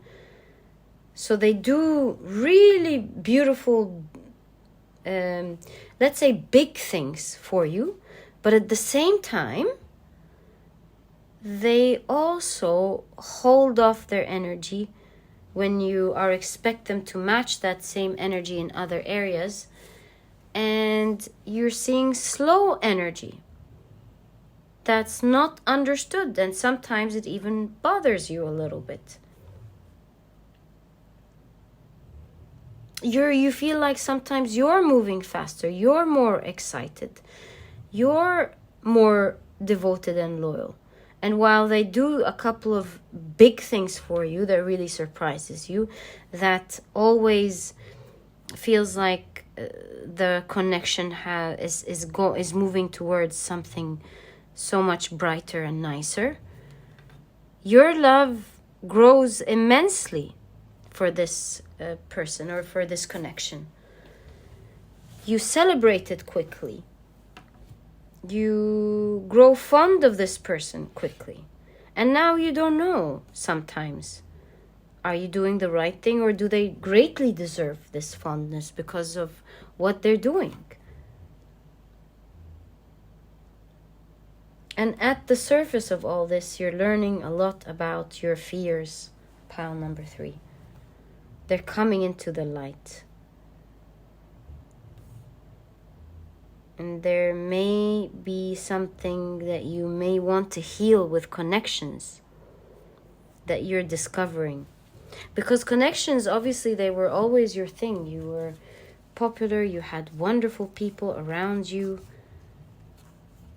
So it's your thing, you know, building strong connections, forming bonds with people.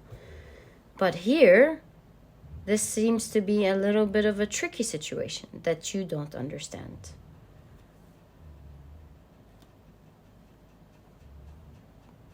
You're hoping this connection would level up, would rise. And because of this hope, this strong hope, everything sweet that happens, your heart gets attached to it quickly. Especially with the Scorpio, very loving energy. I mean, the Scorpio is either so much into it or so much out of it. There's no in between. Strong, extreme energy. And so it's like you're in a phase where you're giving it your all at the moment. And rising, your heart rises or your love rises towards this connection very quickly. So be careful here, pile number 3. While this might turn out to be a wonderful person, this is all showing you something within, in the shadow, that you may want to heal, so that this connection would rise the right way, or maybe you would choose not to be with this person, or not to work with this person, or not to be friends with this person, whoever this is. Whether you choose to continue in this connection or not, just like the sun and the moon here, it doesn't matter. What matters is that you see what's rising in the surface, coming out into the sun, so that you can heal it. And that's the message that I'm seeing here from your spirit guides. To take a look at what's resurfacing here and ask yourself, why am I worried? Am I right about what I'm worried about? Do I need to not feel attached, perhaps? Or do I need to not be trusting? Whatever it is, there are questions that are rising for a reason, for you to take a look at them and answer them, whether you continue in the connection or not. Pile number 3.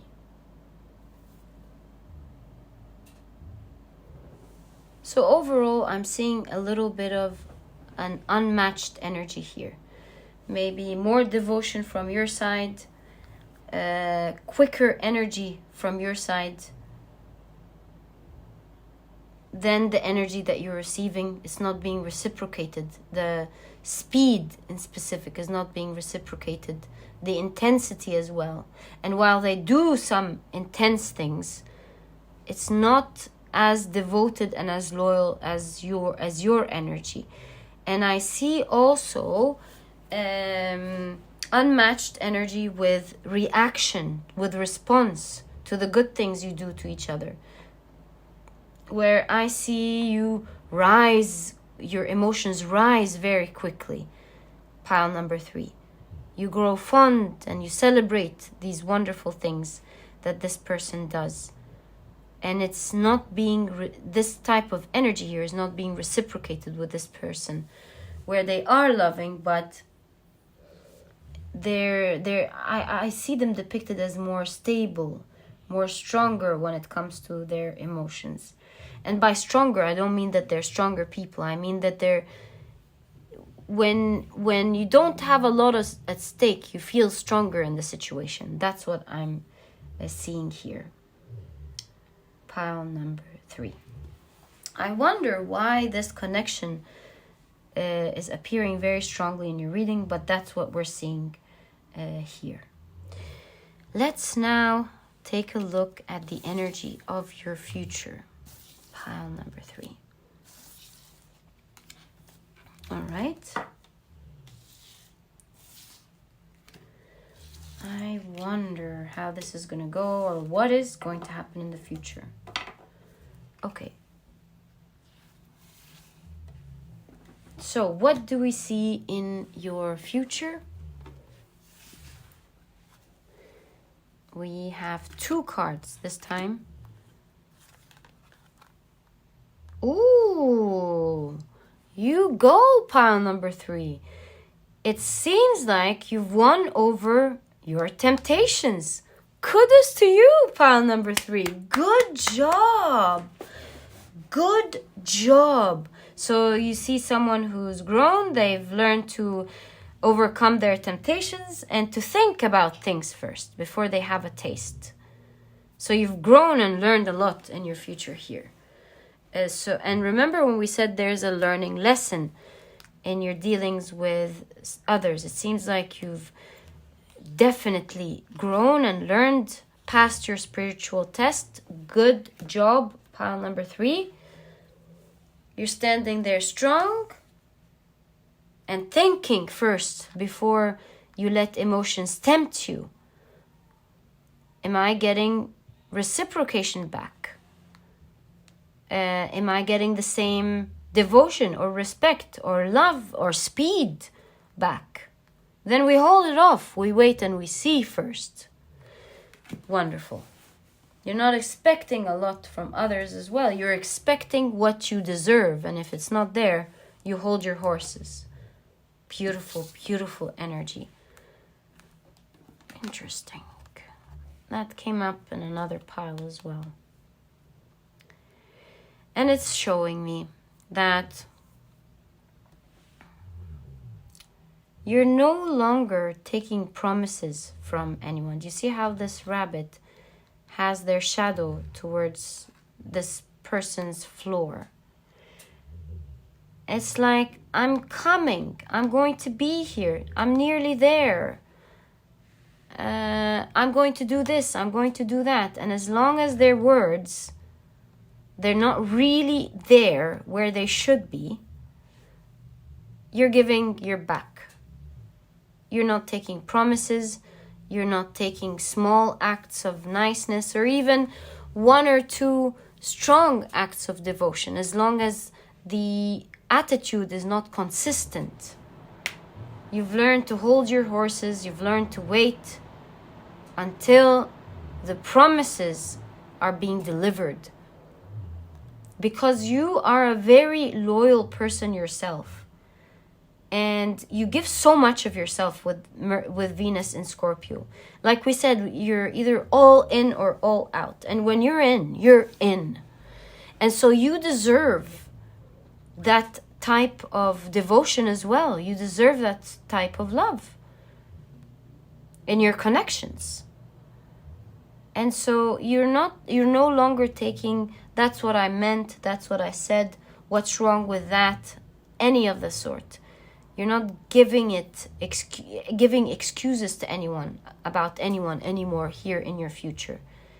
And you've learned to hold your horses until the people show you who they are, their true selves. And you see, it's a really beautiful card where you see another ice cream stick standing in the background being shocked. You're not afraid of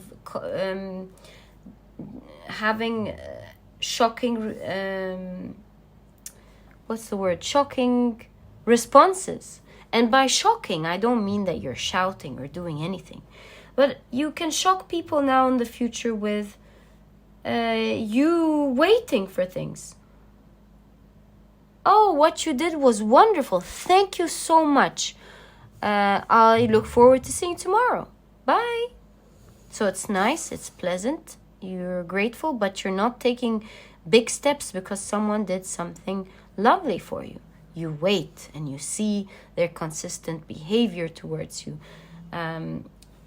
Promises at work, you're not taking promises at work. It's not like they can give you something small in reward for something big. You have to wait and wait until you get what you deserve. You're not going to be shut down by small things, and so on. You're definitely matured. You've grown. You've learned to see what you deserve. You've let your fears come out. You've watched them. You've looked straight into its eyes. And you've learned to respond to your fears in a different way. To not let it trigger you, but rather stand strong to get what you deserve. When you feel fear, I see you pushing it out in the future and saying, fine, if that's the worst case scenario, that can happen, because nothing is more valuable than what I deserve, because I give my best and I'm going to take the best. If the best is not matched, I'm not taking anything. That's the sort of power I'm seeing, giving your back towards things. Beautiful, beautiful energy, pile number 3. I love that for you. All right. Now let's take a look at your next oracle card. We have Saturn in Aquarius with eccentricity.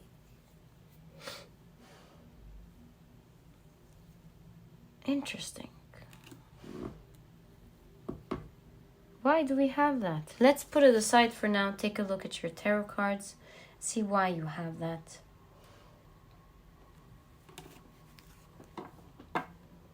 Okay. All right. First of all, you have the Queen of Pentacles. You have the Two of Swords.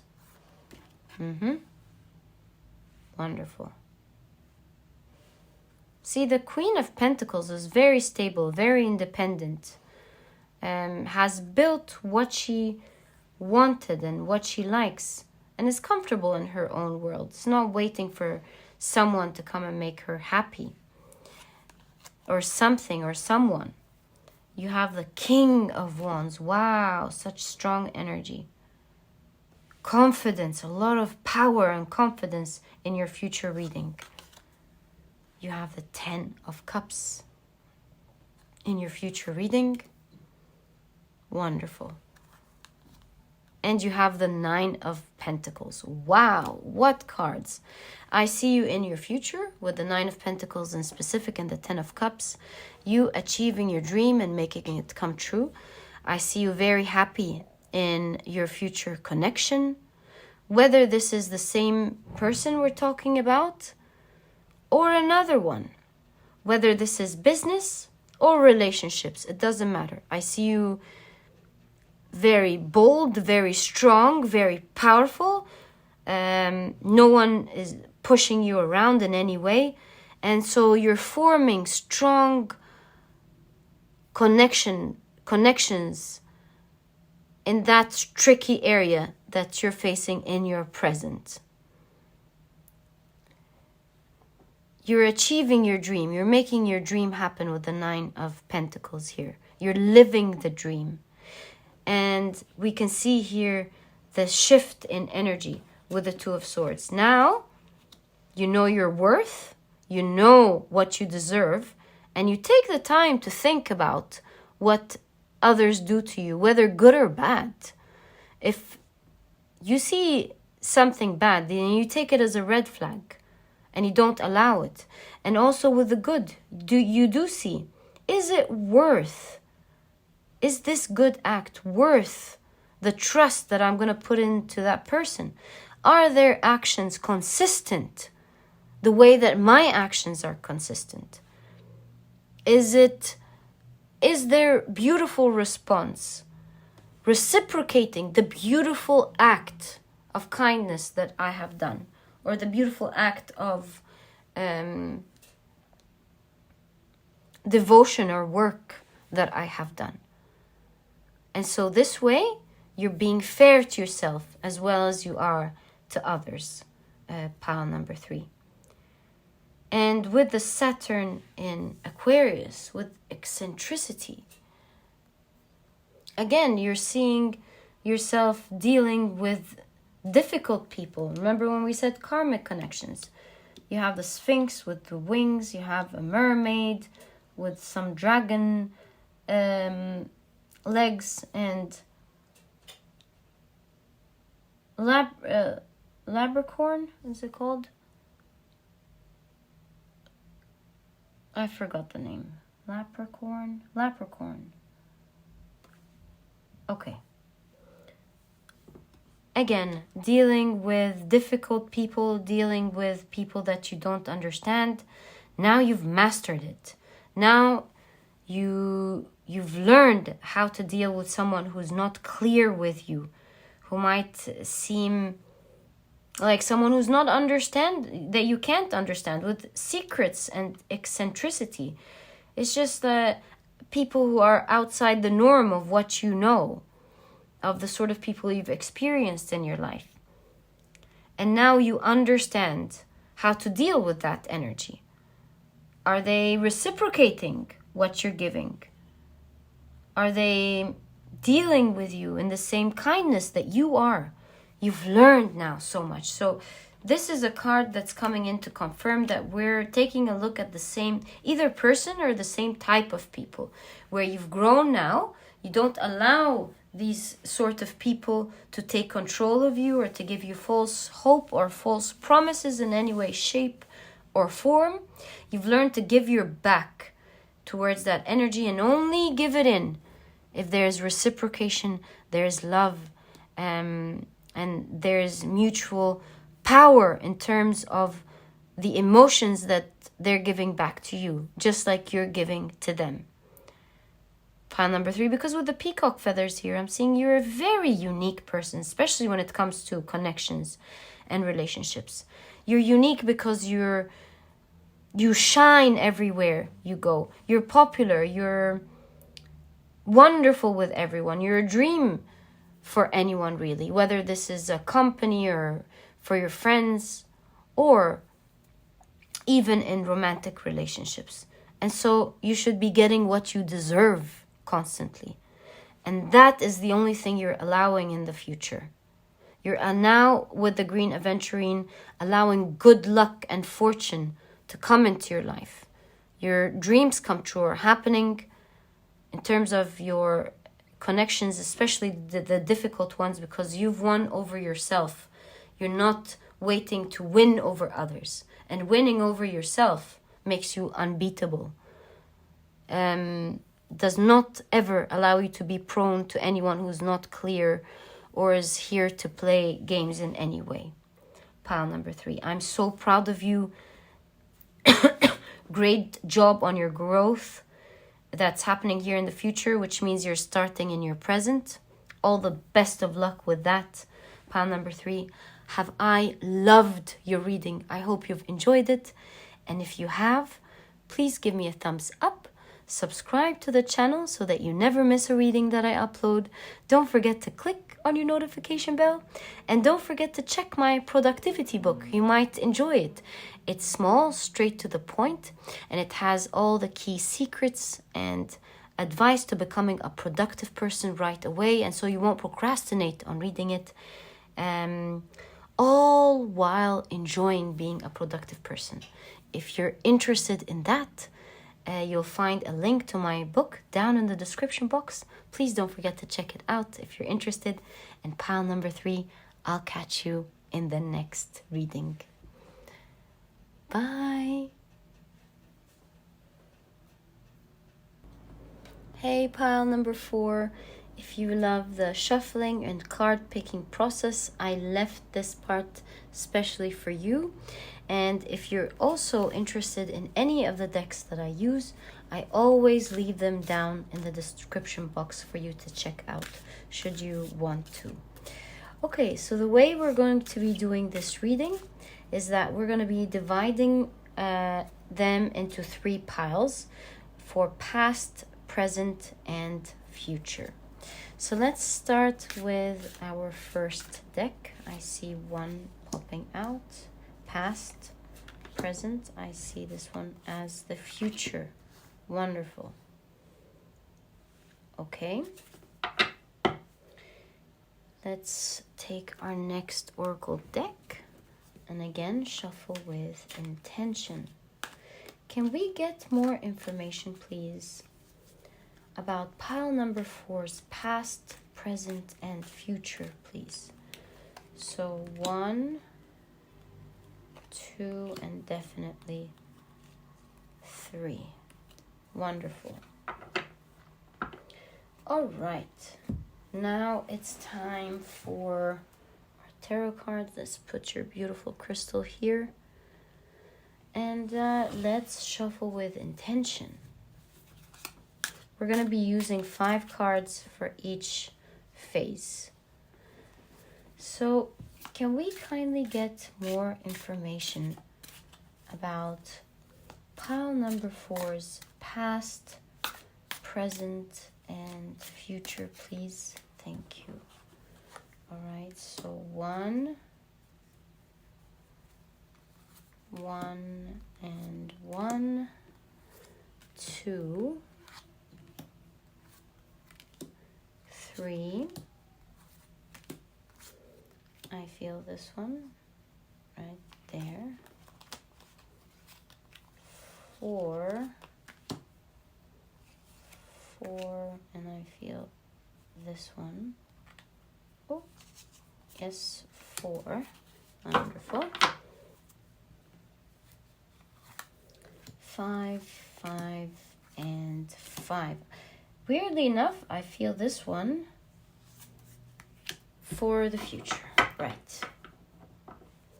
Let's see what this is all about. It's coming together. All right. So we have your past here. The energy of your past. Okay. We have the present.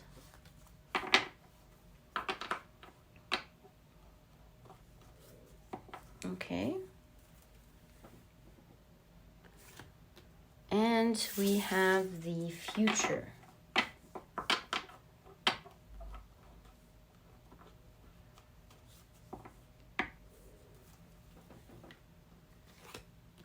right, pile number 4. Your reading is ready, and let's begin.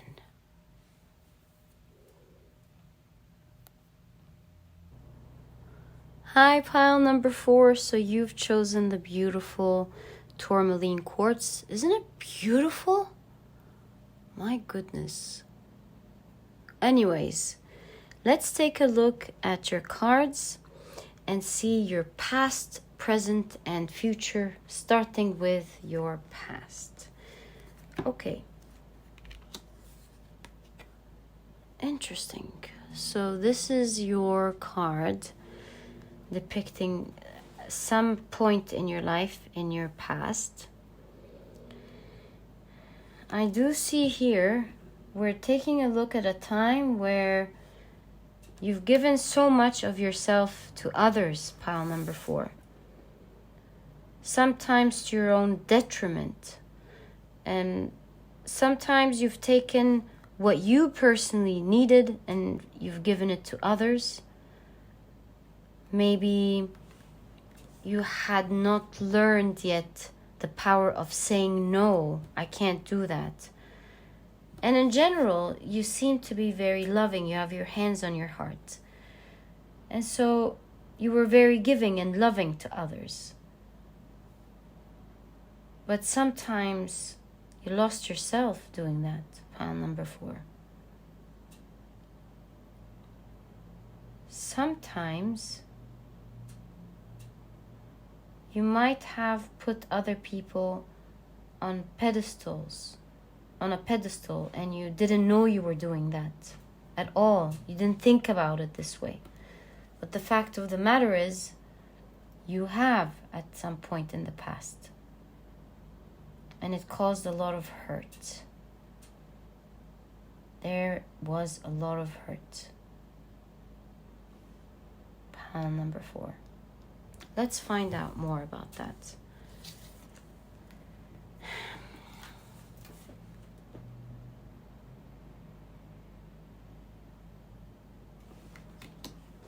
You have Saturn in Leo with generosity. Do you see?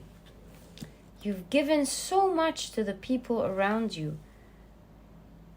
Look, by nature, you seem to be someone who's very generous, very kind. Kind with everything. Kind with help, kind with your physical belongings, with your money, kind with your time, kind with your information. Sometimes even kind where you're worried about others when they're not worried about themselves. You give so much of yourself to others. Pile number 4.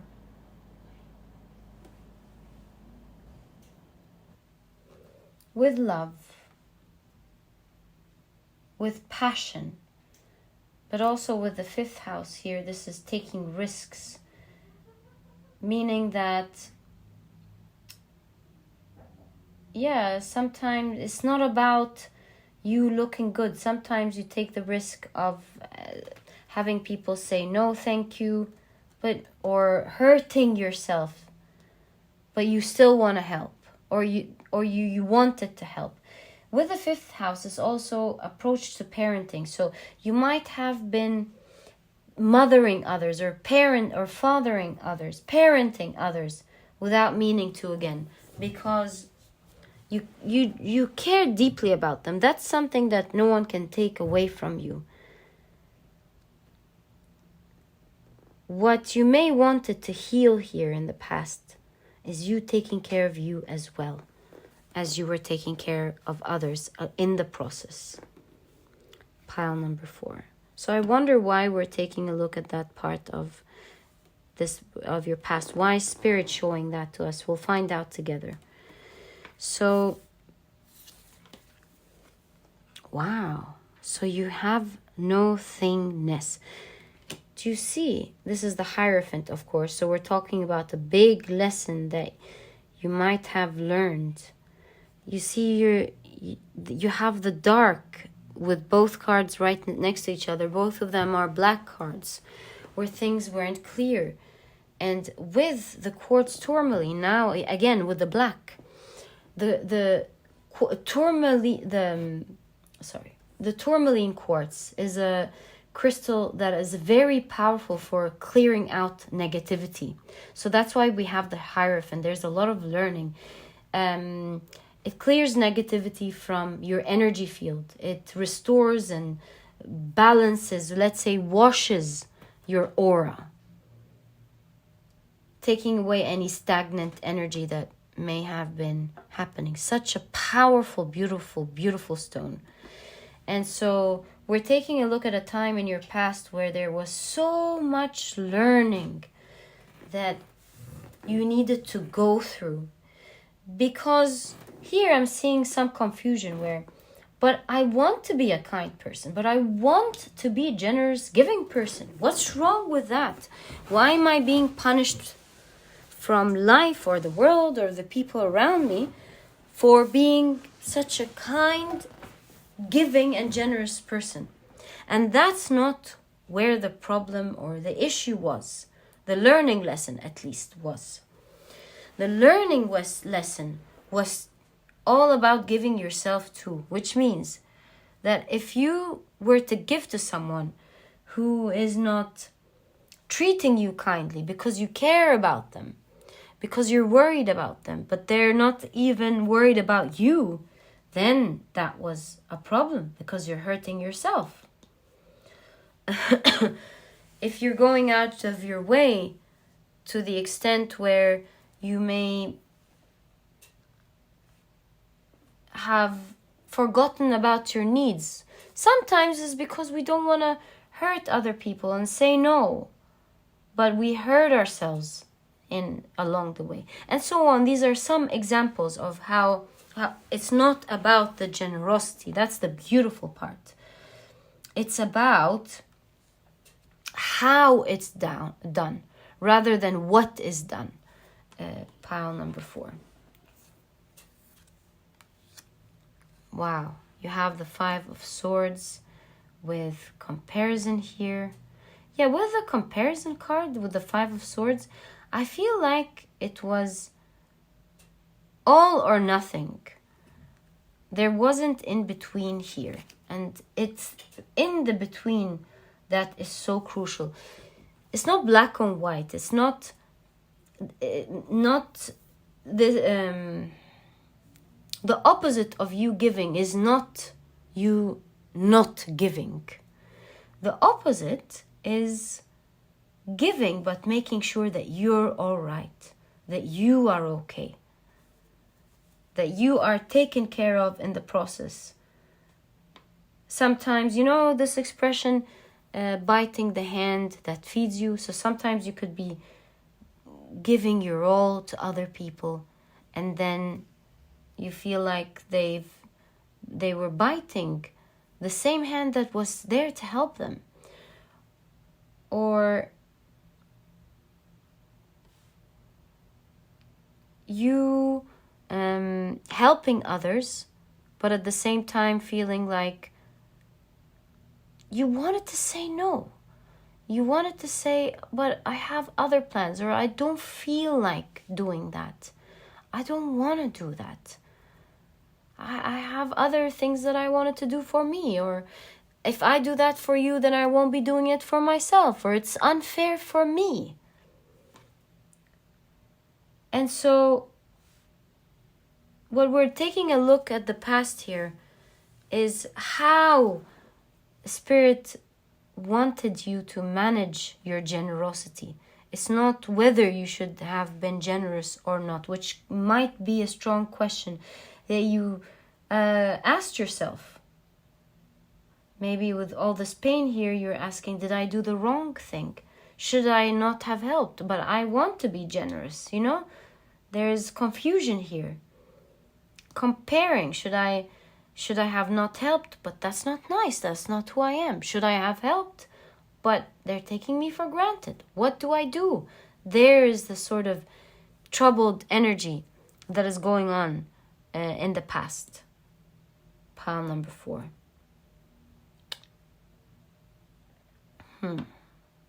A lot of learnings that needed to happen to understand how to manage and cleanse out the negative energy, and how to manage this generosity, because it's all energy. You have to be giving yourself the same way you're giving out. Pile number 4. With the 5 of Swords, I feel like you've been dealing with people who are only focused on themselves sometimes.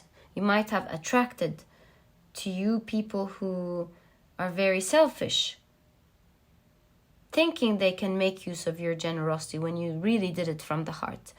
5 of Swords are people who don't mind stabbing others in the back when it's not serving them, when it's time for them to take what they want, regardless of what others around them will feel. So very immature energy surrounding you, that's coming to take and not give and not understand and not even thank, perhaps. And I feel like you've attracted these people so that you can grow spiritually in this area. Pile number 4. Yes, you have the 4 of Pentacles with the Miser here, which is really the opposite energy of generosity here, right? So it's like you were surrounded by people who were opposite, complete opposite to your energy. They weren't available, they weren't giving, they would stab in the back. Complete different energy to yours. Pile number 4. And this was to teach you how to give out your kindness and your generosity to others, because you are others as well, and you deserve that kindness that you're giving, and you deserve a share of that beautiful energy as well that you're giving to others. Pile number 4. All right, so that's what we're seeing in your past here. Yes, experiencing. You have the 3 of Wands. It was a time where you were gaining a lot of wisdom and experience from these people that were turning up in your life. So if you've been wondering, why have I been surrounded with these types of dishonest people, unkind people, even though I'm so loving and so kind? This is why. This was a time where you were gaining so much wisdom and clarity and experience with the types of people around you, with the world, and with how it's best to manage your energy as well. Pile number 4. Yes, completion. So we're taking a look at an area, a time, of your life where you finally understood that it's not about the giving. You finally can see with the 3rd eye here being placed. It's a end of a cycle where you understand that you haven't been doing things the right way. You've been handling yourself, not just others, but yourself most importantly, the wrong way. And you started gaining experience and clarity to how sometimes giving could even be harming you.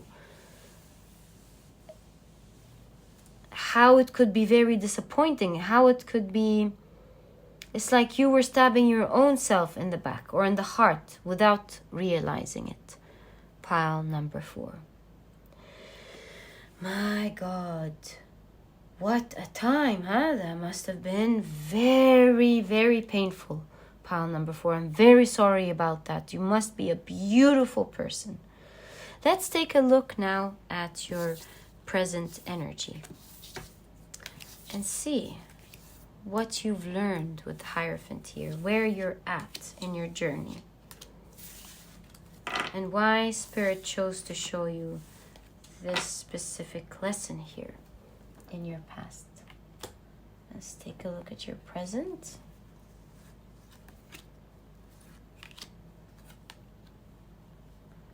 Interesting.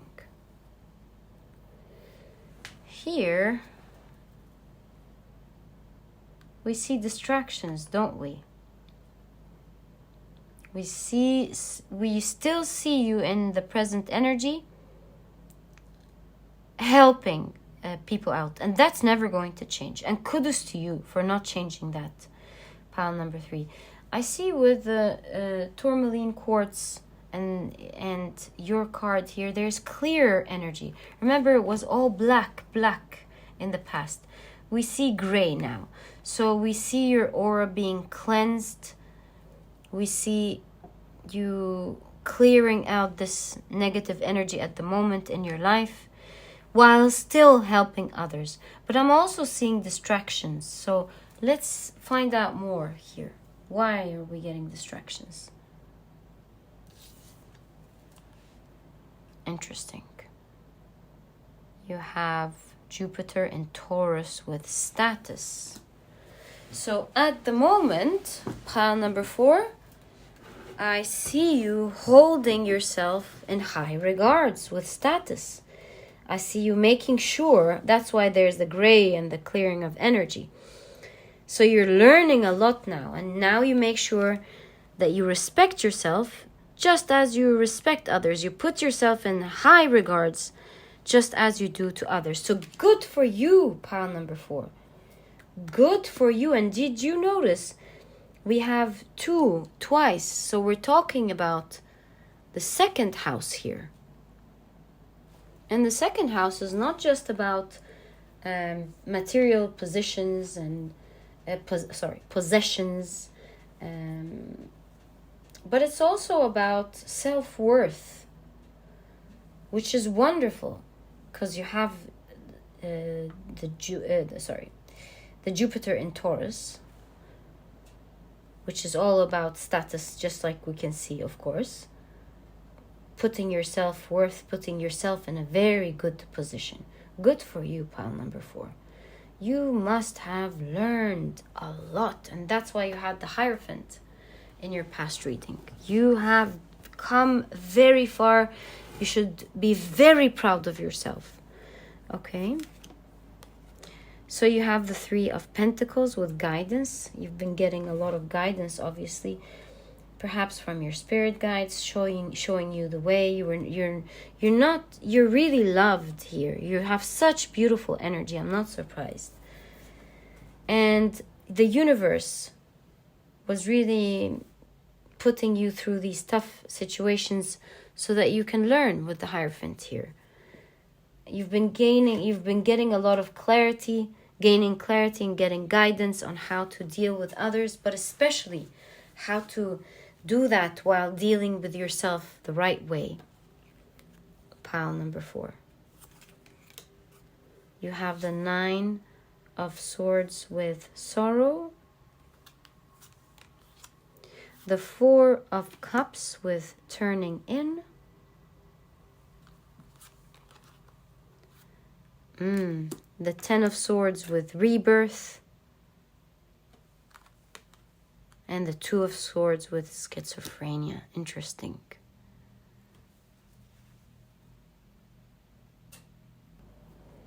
Now I must say, your journey was not easy at all. It was very difficult.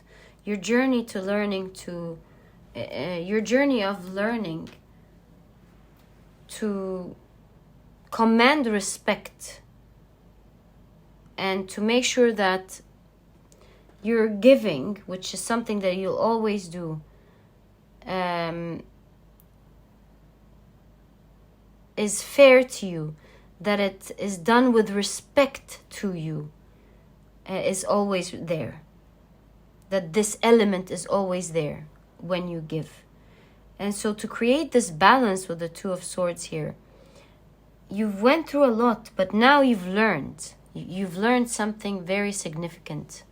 And that's your present at the moment, pile number 4. You are learning now to test things out. It's like you're moving from one phase of who you are and transcending into another phase. With the green, it's going from stress to going to a phase that is more stable, that is more... turning into a person that you love. And so you're your growth here is depicted as a process in which you, whenever you feel stressed, whenever you feel like something has been unfair, that you haven't been treated well, and it's causing you stress and anxiety in any way, shape, or form, I see you tuning in to yourself, zoning out all this negativity on the outside, all the chattering, all the manipulation, whatever it is. I see you tuning in, choosing yourself first, and then coming out of it strong.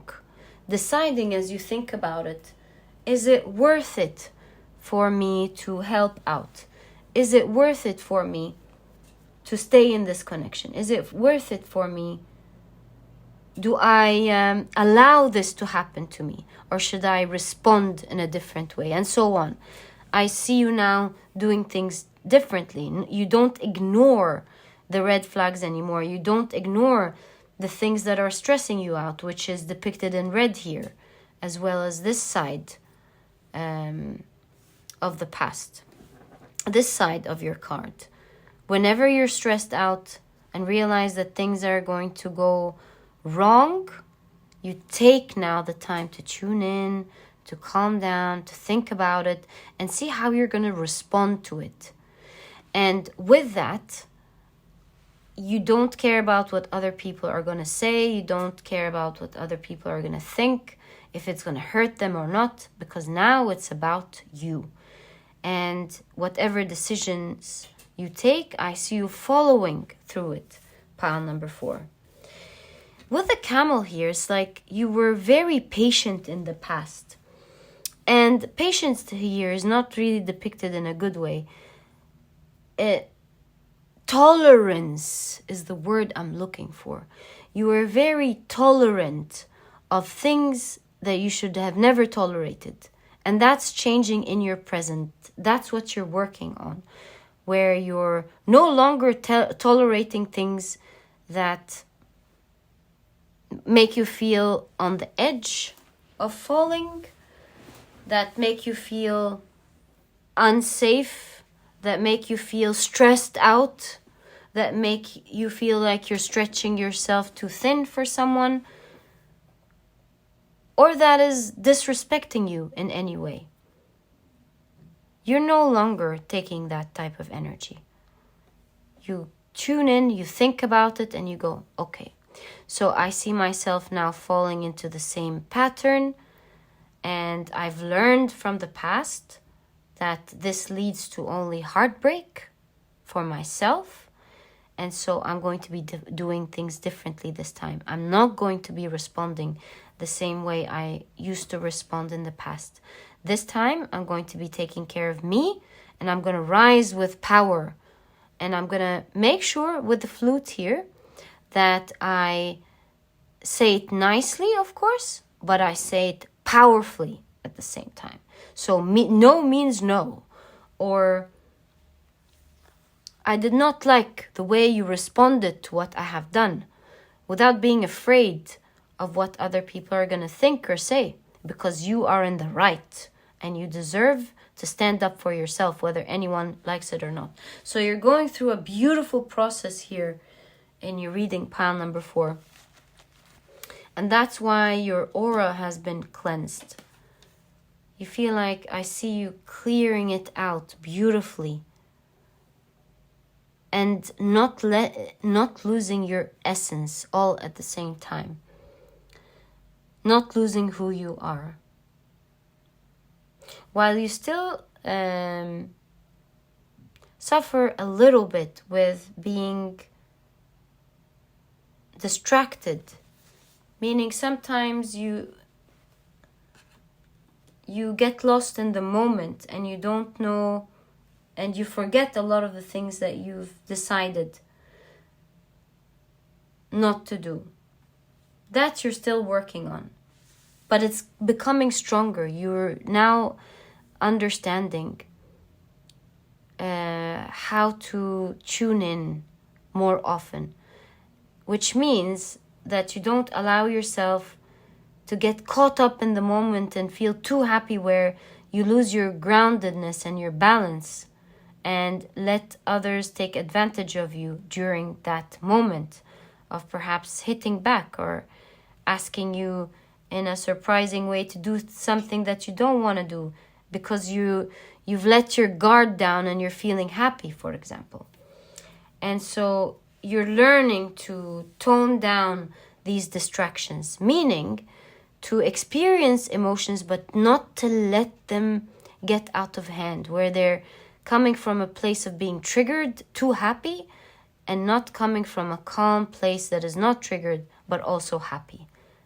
Pile number 4.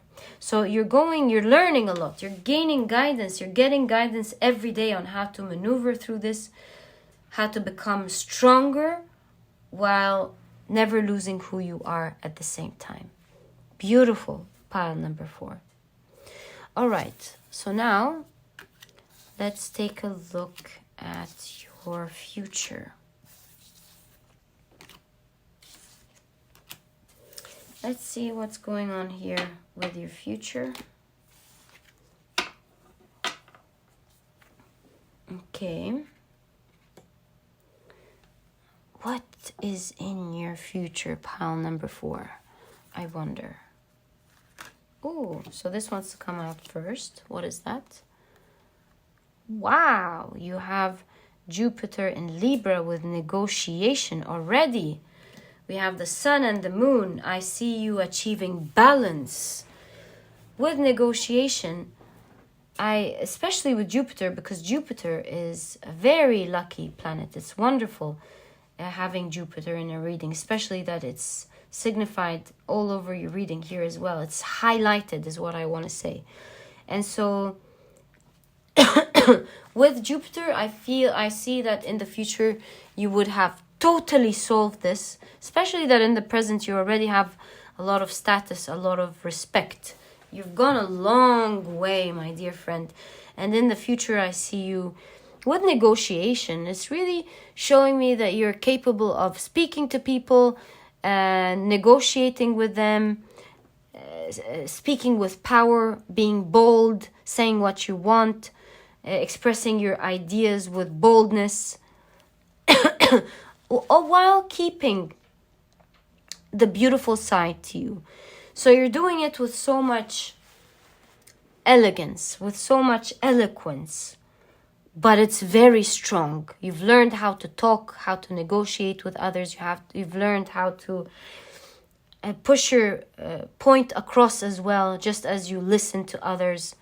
Beautiful. Pile number 4. Beautiful, beautiful. It's very happy for you. Again, it's in the 7th house, and the 7th house is about special connections. So you're forming now special connections with other people, and it's no longer hindering what you want or what you need. Wow. So you see this beautiful girl riding a rabbit. Rabbit, of course, shows fortune. I feel like you've gone through all of this, and the reason why this reading was very significant was because not only was it going to help you ascend spiritually and grow spiritually, but it's needed in your spiritual journey. And with the rabbit here, I see fortune, and this really makes me feel like this negotiation and this power that you've learned and earned will be helping you in your path of good luck, of fortune, in your spiritual journey, your dharma. And dharma means what you're supposed to do here on earth, your life mission, your spiritual mission. And so you've gone through all of this whole journey, and this is probably why it was the main focus of your reading here. Because this spiritual ascension was much needed in your spiritual journey. You'll be creating a lot of wealth out of this power that you're creating, that you're learning. It will keep you in control. It will take you very far, very quickly in your life. in your mission, and it will also lead to wealth for you. How beautiful is that? Now things are coming together and we're understanding what's going on here and why we were very focused on this specific area. So let's take a look at your cards. Wow. You have new vision.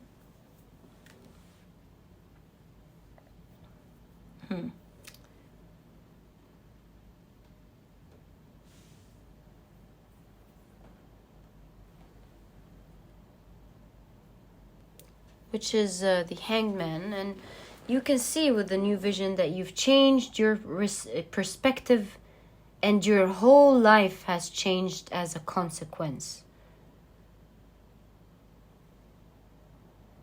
Your whole reality on the outside in your future has changed completely because of how you changed your mindset on the inside. You finally made it. You finally understood how to deal with this situation with the people around you.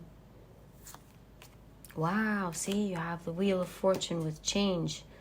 You're going to be a very fortunate person in the future, pile number 4, obviously. And your whole life is changing before your eyes in the near future here. Especially because you're in alignment with your spiritual journey, helping you move very fast in life. I feel like I want to turn these 4 cards at the same time. Isn't that weird? What's going on here? So you have the Emperor with the Rebel. Wow. And you see with the Emperor here, someone's breaking the chains, being free, being all powerful, leading the way, becoming a leader. You have the 7 of Pentacles with patience. Yeah, remember when we talked about patience and tolerance? All right. Ooh, you have the Ace of Swords with consciousness. Wow, clarity, newfound clarity. You're slowly but surely moving into being a Buddha, into finding your wisdom, finding your inner strength, and finding your power. Wow, what a future. It's like a new you is being born every day, or you're getting closer to the new you that's about to be reborn every single day, because you're trying so hard to persevere despite of how exhausting it is sometimes, trying to figure things out and trying to persevere through it and trying to figure it out. My goodness, you had a lot to figure out here, pile number 4. But you're gaining clarity every single day. Your future is full of clarity. And your hard work and effort will be paying off in the future with so much fortune. I see the advice here from your spirit guides of being patient. Don't worry. You'll gain clarity every single day from the experiences around you. You'll learn new ways of doing things, and your whole reality is going to change as a result, because you're putting all this effort in. Such beautiful spiritual energy, changing yourself from within, and as within as without. Your whole reality is going to be in a totally different place, with so much good luck with Jupiter here. So much fortune. Because of all this effort that you're putting in. You'll be very proud of yourself, and you'll be a very fortunate, blessed person. Pile number 4. Wow.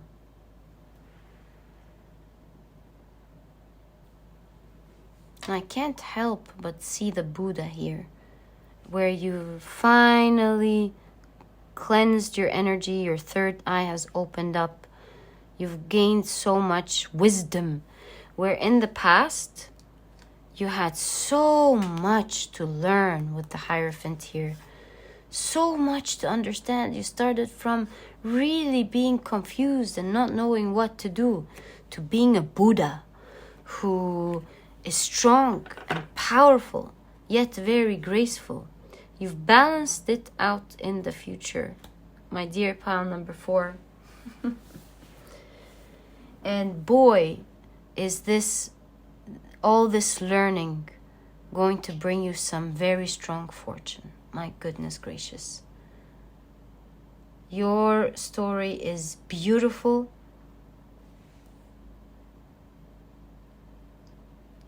And I wonder what your spiritual journey is. Because I see it bringing you so much blessings and so much fortune, so much good luck. Do you see? Your whole reality is about to change. And for you to be prepared for that, you're going through a strong personal change to becoming your true, authentic self, who you're supposed to be. To break out of the chains and become the emperor who you always were.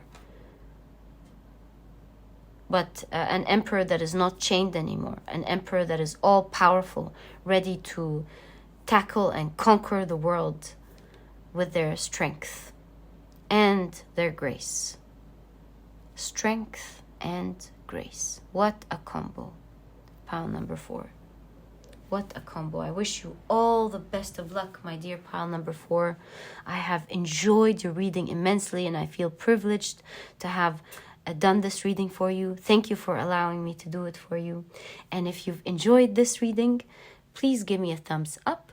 Subscribe to the channel so that you never miss a reading that I upload. Don't forget to click on your notification bell, and don't forget to check my productivity book. If you're interested, it's a small book that you won't procrastinate on reading, and it has all the key advice and secrets to becoming a productive person right away, all while enjoying it. So if you're interested, you'll find a link to this book down in the description box. And pile number 4, I'll catch you in the next reading. Bye.